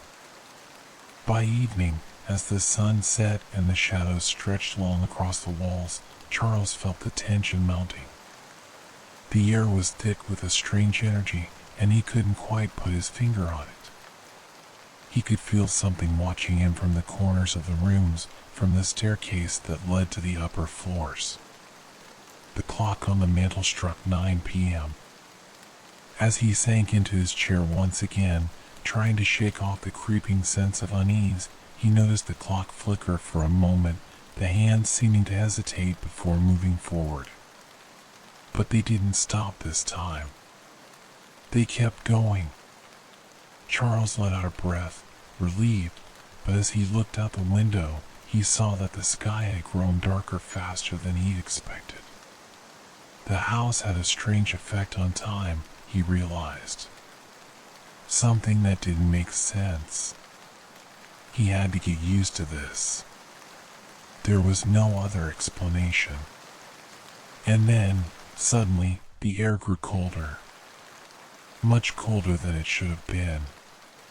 The fire in the hearth began to flicker and dim, and the silence grew deeper, suffocating. What the hell? Charles muttered to himself, standing up. The room had changed. The shadows had lengthened unnaturally, stretching to the corners of the walls. The house felt wrong, like it was shifting around him, rearranging itself. He walked to the window, his cane tapping softly on the floor, but before he could get to it, everything froze. The entire house, as if the air had thickened, became utterly still. The clock on the mantel was silent. He turned, his body frozen, as a chill shot up his spine. The house, once again, had become a place where time had stopped. But now, there was something worse. The passage of time had halted for him, but it seemed to continue for everything else. The world outside the window had darkened too quickly. The day had been so bright a moment ago. Yet now, there was nothing. His heartbeat quickened. He stood in the middle of the room, watching in confusion as dust settled midair. Time had truly stopped. But not for him. The silence was deafening. Charles stood frozen in the middle of the room, staring at the window, his mind trying to process what was happening. The shadows that stretched across the floor seemed to freeze, suspended in time. The ticking of the clock had ceased, leaving only a void of stillness. He didn't know how long he stood there, unable to move, feeling like his very existence had become part of the strange stasis around him. Was this some kind of trick? He wondered, his heart pounding in his chest. His mind refused to accept the absurdity of it, but he couldn't ignore the truth before him. The air felt thicker now, suffused with a quiet pressure that threatened to crush him. He forced himself to move, his legs stiff as he approached the window. His cane tapped against the hardwood floor, but the sound felt unnatural, as if even the smallest noise was magnified in the dead stillness. Outside, the world had frozen too. The trees in the distance, The breeze that had stirred the leaves, everything had come to a halt. Even the birds that had been singing moments before were silent, frozen mid-flight. It was as though the universe itself had paused, holding its breath, waiting for something. But inside, the house had a different effect on him.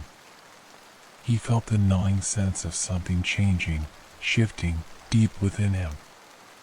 His body was not immune to the curse that held the house. Though time had stopped around him, his body continued to age. His joints ached, and his skin felt tighter than it had hours before. His breath was shallow, a dull ache in his chest. It wasn't a hallucination. He could feel it in his bones, the relentless march of time, even when the world refused to let it move. The sensation was terrifying. It was as if the house was rejecting him, as if he didn't belong in this place where time itself had been frozen. What the hell is happening here? Charles muttered to himself, running his fingers through his hair. He had inherited this mansion from his aunt, but she hadn't told him the truth. She hadn't told him about this. It had all seemed like a simple inheritance. But now, Charles was beginning to understand that the house was no mere residence. It was a prison. A place where time had no control, where the fabric of reality itself was warped. But it wasn't just the house. It was him. The mansion was changing him, shifting the very course of his life, turning everything he knew upside down. As Charles explored the house further, the sensation of time freezing intensified. It was not just the passage of the clock that disturbed him, it was the feeling of everything around him being in stasis, while his body relentlessly continued to age. He noticed the first change the following morning, his reflection. The mansion's dusty old mirror, always an eerie presence, had never been more unsettling. When Charles looked into it, he saw his face. His hair, once dark and full, now had strands of gray running through it. His eyes, once sharp, now looked dull, the skin beneath them hollowed. It didn't make sense. He had woken up only hours before. Time had been frozen, he was sure of it. And yet, his reflection didn't lie. He looked older. Much older. The lines around his eyes had deepened, and his skin had taken on an unhealthy pallor. This wasn't just a mental trick or reflection of his anxiety. He could feel it in his body too. His muscles felt stiff, like they had been drained of their vitality. Every movement seemed to be more effort than before, as if his body was fighting against the laws of time itself. "What's happening to me?" Charles asked aloud, gripping the edge of the mirror. He could barely recognize the man staring back at him. His thoughts raced. Could this be the work of the house? The very house he had inherited, with its long history of strange occurrences?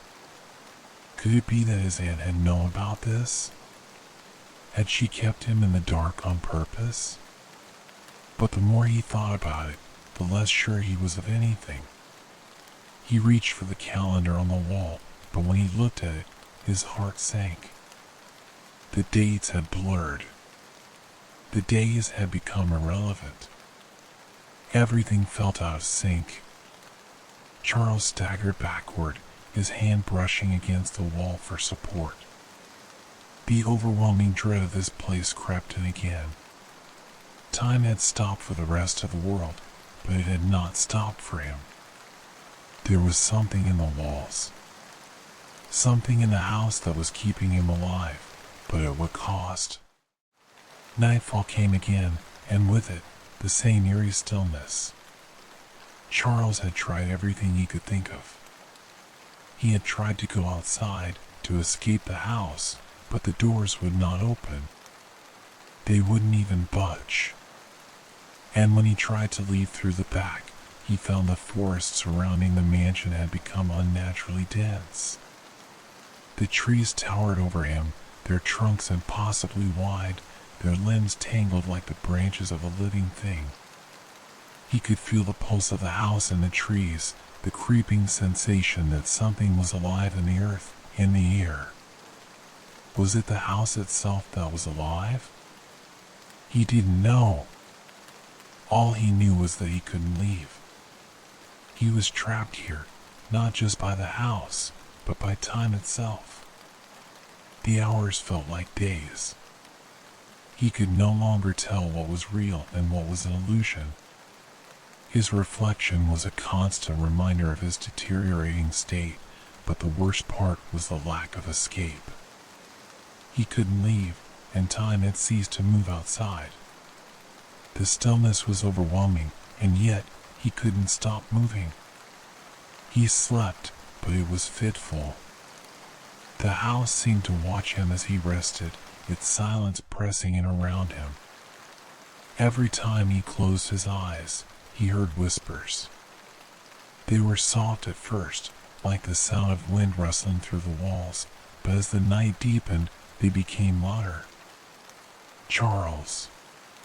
The voice echoed in the halls, and for a moment he thought he might be losing his mind. Charles, you can't escape me. It wasn't the voice of his aunt. It wasn't even the voice of anyone he recognized. It was something deeper, something that seemed to belong to the house itself. Something ancient. Charles jumped out of bed, heart racing, his breath coming in ragged gasps. He had to get out. He had to find a way to escape this nightmare.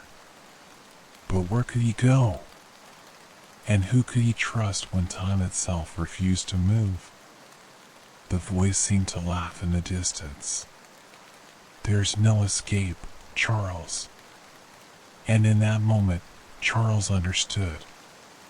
The house was not just trapping him physically, it was trapping his mind.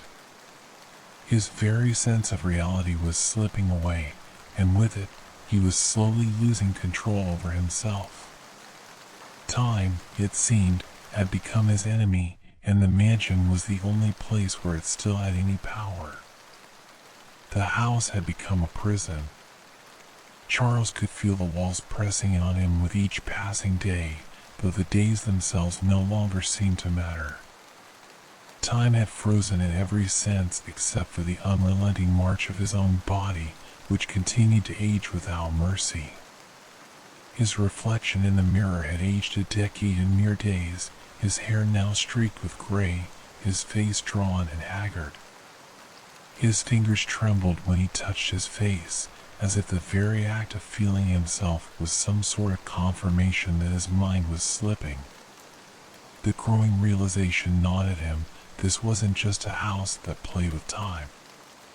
It was a place where time was an unforgiving force, bending and twisting, moving forward only in one direction, and that direction was aging him, slowly but surely, with every hour he spent trapped within its walls. He had stopped trying to escape the mansion. The trees outside had grown thick, their roots entwining with the foundation of the house, as if the land itself was rejecting his presence. The doors, the windows, all had become locked, and the shadows outside the windows seemed to stretch farther and farther with each passing hour. But the worst part was the isolation. There was no one to talk to. The mansion, though once filled with distant relatives, was now empty save for Charles himself. His aunt had been the last resident, and she had passed some time ago. Charles had inherited the mansion with the understanding that it was a quiet, forgotten place, but now it felt like a tomb. It was as though the house had been waiting for him to come, to become its latest prisoner. Even the house itself seemed to shift and change, its corridors growing longer, the rooms more labyrinthine. He had begun to lose track of where he was, wandering through halls that had once been familiar, only to find himself in places he didn't recognize. The house was alive, changing with every passing minute, as if it had a mind of its own. And that mind was feeding off him, feeding off his fear, his confusion. The whispers had not stopped either. They came at night, sometimes soft, other times loud, like a chorus of voices. Sometimes it was just his name, other times it was garbled, indistinct, but always there. He tried to ignore them, tried to shut them out, but the more he did, the more they seemed to grow in intensity. "Charles," they whispered, "you are mine. You can never leave." One evening, as Charles sat in the study, trying to read through some of the old journals his aunt had left behind, he noticed a strange book on the shelf. It was an old leather-bound tome, dust-covered and ancient. The moment his fingers brushed its spine, a jolt of recognition ran through him. He didn't know how he knew it, but he felt certain that this book had been waiting for him. His hands shook as he pulled it from the shelf, the leather creaking as the book fell open in his hands. The pages were yellowed, fragile, and written in a strange, flowing script. At first, he could make no sense of the words, but as his eyes moved across the pages, a chill ran down his spine. It was a journal. His aunt's journal. The very journal that had been written by the first owner of the mansion, his great-grandfather. It was full of strange symbols and references to time. The entries spoke of experiments, attempts to manipulate time, to stop it, to bend it. Charles read through page after page, the words blurring together as his mind struggled to absorb the terrifying implications. "The house has a will of its own," one entry read. "It is a living thing, and it feeds on the essence of time. It makes no difference if we are trapped here, for we will all continue to age while the house remains frozen in time." The words sent a sickening wave through Charles, the understanding slowly dawning on him. The house was not just a place, it was a force. And it was pulling him in, draining his life with every moment he spent inside it. His aunt had known the truth. She had known that time could be stopped, but only at a terrible cost. The house itself had become a vessel for the manipulation of time, and now Charles was the one paying the price. The realization was too much. Charles stumbled back, dropping the journal onto the floor. His heart raced, and his mind spun. The house wasn't just a house. It was a prison, a trap, a thing of unspeakable power that had been feeding on the very essence of life itself for generations. He could feel the weight of guilt pressing down on him. How had he not seen this before? How had he been so blind to the truth of what was happening to him? His thoughts turned to his aunt. She had known all along, hadn't she? She had known the horrors that this place could bring. But she hadn't told him. She hadn't warned him. Instead, she had left him here, alone, to face whatever nightmare had been set in motion by the house. She had left him to become part of its twisted, timeless existence. Charles sank to his knees, his body shaking with the realization. He could feel the years creeping upon him, the toll the house was taking. His skin was aging faster now, more noticeable with each passing moment. The weight of his own body felt too heavy, his limbs weak, his heart slow. "You can't escape me, Charles," the voice whispered again, cold and mocking. "You belong to me now." The weight of the house's curse settled over Charles like a shroud. There was no escape. The mansion had trapped him, and its hold was growing stronger with each passing day. But there had to be something he could do. There had to be a way out of this. In the darkness of his isolation, Charles realized that he couldn't keep waiting for an answer to appear. He couldn't keep hoping that things would fix themselves. The mansion had already shown him that nothing would ever change unless he took action. That night, he found himself standing at the foot of the grand staircase, staring up into the shadowy dark that stretched into the upper floors. He knew what he had to do. The house had to be stopped, or he would continue to age until he was nothing but a husk of what he once was. He had no choice but to face the heart of the mansion, to confront whatever dark force had taken hold of it. With determination, Charles moved toward the staircase, his footsteps slow but steady. As he ascended, he could feel the eyes of the house watching him, its walls pressing on him like a living thing, waiting for him to falter. But he couldn't falter, not now. Not when he was so close to understanding the truth. The top of the staircase led to a hallway he hadn't explored yet. The door at the end was old and weathered, its wood warped with age. But as he approached it, something in the air changed. The house seemed to hum with energy, the temperature dropping, the walls creaking with ancient power. Charles pushed the door open. Inside, the room was dark, save for a faint, pulsing light coming from the far corner. It flickered like a dying flame, casting eerie shadows across the room. And there, in the center of the room, stood a tall, ornate mirror. The mirror was not like any other he had seen. It was large, framed in dark wood, with carvings that seemed to move as he looked at them. The mirror seemed to beckon him, and with a sense of dread that ran deep in his bones, Charles approached it. And in that moment, the reflection staring back at him wasn't his own. It was his aunt's. But she was different.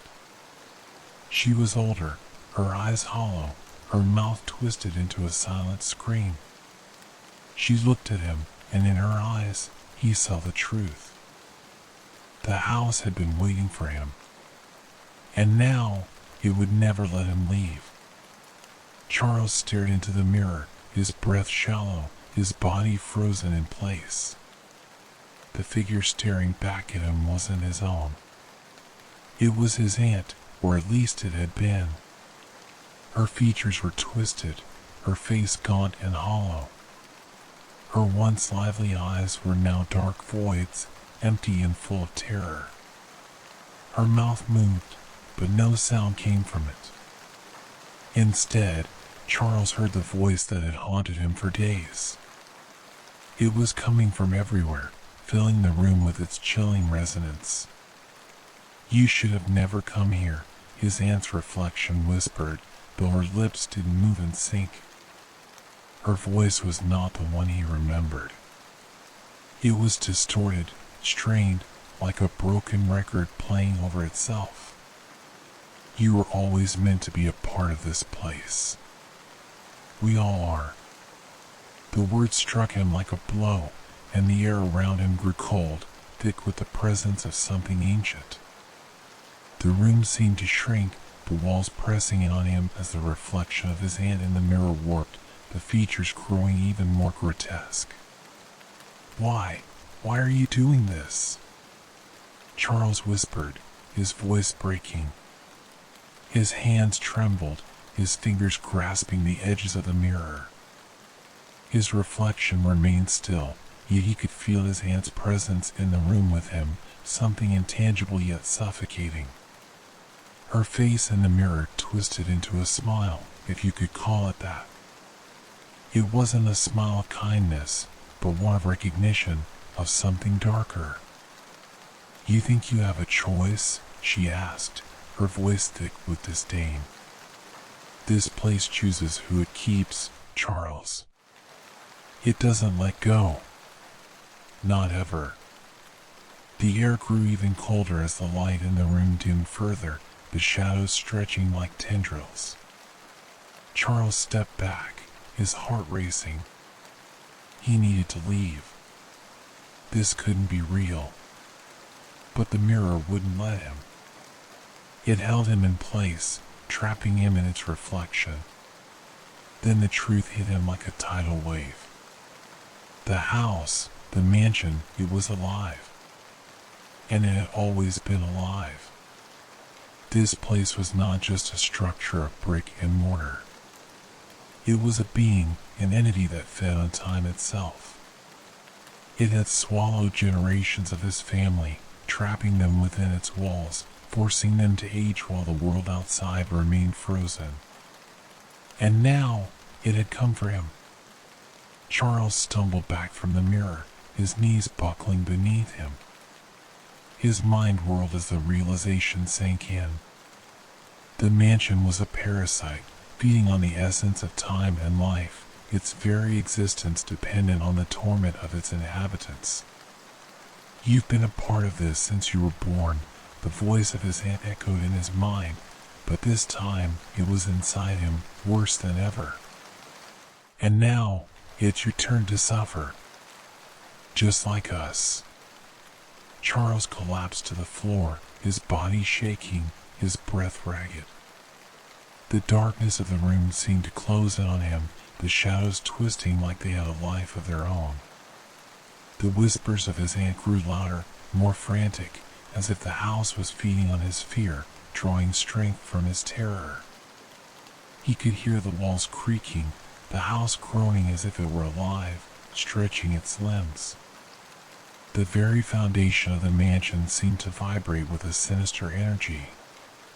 It was as though it was shifting, moving, alive in a way that defied logic. The reality of what he was facing began to settle into his bones. He was not just trapped in a house. He was trapped in time.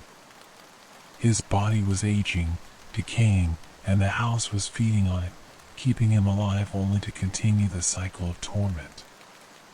He was a prisoner of time itself, unable to escape the walls that held him. The mansion had stolen his family's lives, and now it was coming for his. "You're part of the legacy now," the voice of his aunt echoed again. "You will remain with us, in this house, forever." He could feel the walls pressing against him, the pressure building in his chest. He struggled to breathe, his body resisting the unnatural force that was pulling him deeper into the mansion's grip. "No," Charles gasped, his voice barely a whisper. "I won't stay. I won't be part of this." The whisper stopped, and for a brief moment there was silence. A heavy, oppressive silence. Charles could hear his heartbeat pounding in his ears, his breath shallow and erratic. The mirror flickered in front of him, the image of his aunt still frozen within it. And then, the house shifted. It was subtle at first, a strange vibration under his feet, a hum in the walls. But it grew louder, more violent. The air felt like it was being sucked out of the room, the walls closing in. The mansion was moving, reshaping itself. He felt a cold hand grab his wrist, pulling him toward the mirror. He struggled, trying to break free, but it was no use. The more he fought, the stronger the force became, dragging him closer to the mirror, to the reflection of the woman who had been trapped here for so long. "You belong to us now," her voice whispered, but it was no longer just her. It was a chorus of voices, all twisted, all wrong, all sounding like echoes of the past. "You are part of the house. Time is yours to lose." The mirror seemed to pulse with dark energy, drawing him in. He could feel his body weakening, his mind slipping. His vision blurred as the house's presence surrounded him, enveloping him like a suffocating cloud. Charles screamed, but the sound was swallowed by the darkness. The mansion was swallowing him whole, pulling him into the depths of its curse. He could feel his body changing, aging, decaying, everything around him fading into the darkness, everything except for the voices. And then, everything stopped. When Charles opened his eyes again, he was no longer in the same room. The mirror was gone. The mansion was still. He was standing in the middle of a hallway, the air still heavy, thick with the presence of the house. Time was frozen again. But something was different. He could feel it, the weight of everything that had happened pressing down on him. His body felt lighter, but there was something inside him, something ancient, something he couldn't explain. It was as though a part of him had been severed, split off, and the house had left him with nothing. He glanced around, his breath quickening. The mansion seemed empty now. Not empty in the physical sense, but empty in the way that a place haunted by its own existence becomes. The walls were no longer oppressive. The shadows no longer stretched toward him. Charles didn't know how much time had passed. He didn't know if the house was still holding him in its grip or if he had somehow broken free. But as he stood there, in the dead silence of the mansion, he knew one thing: he had paid the price. The house had taken his family.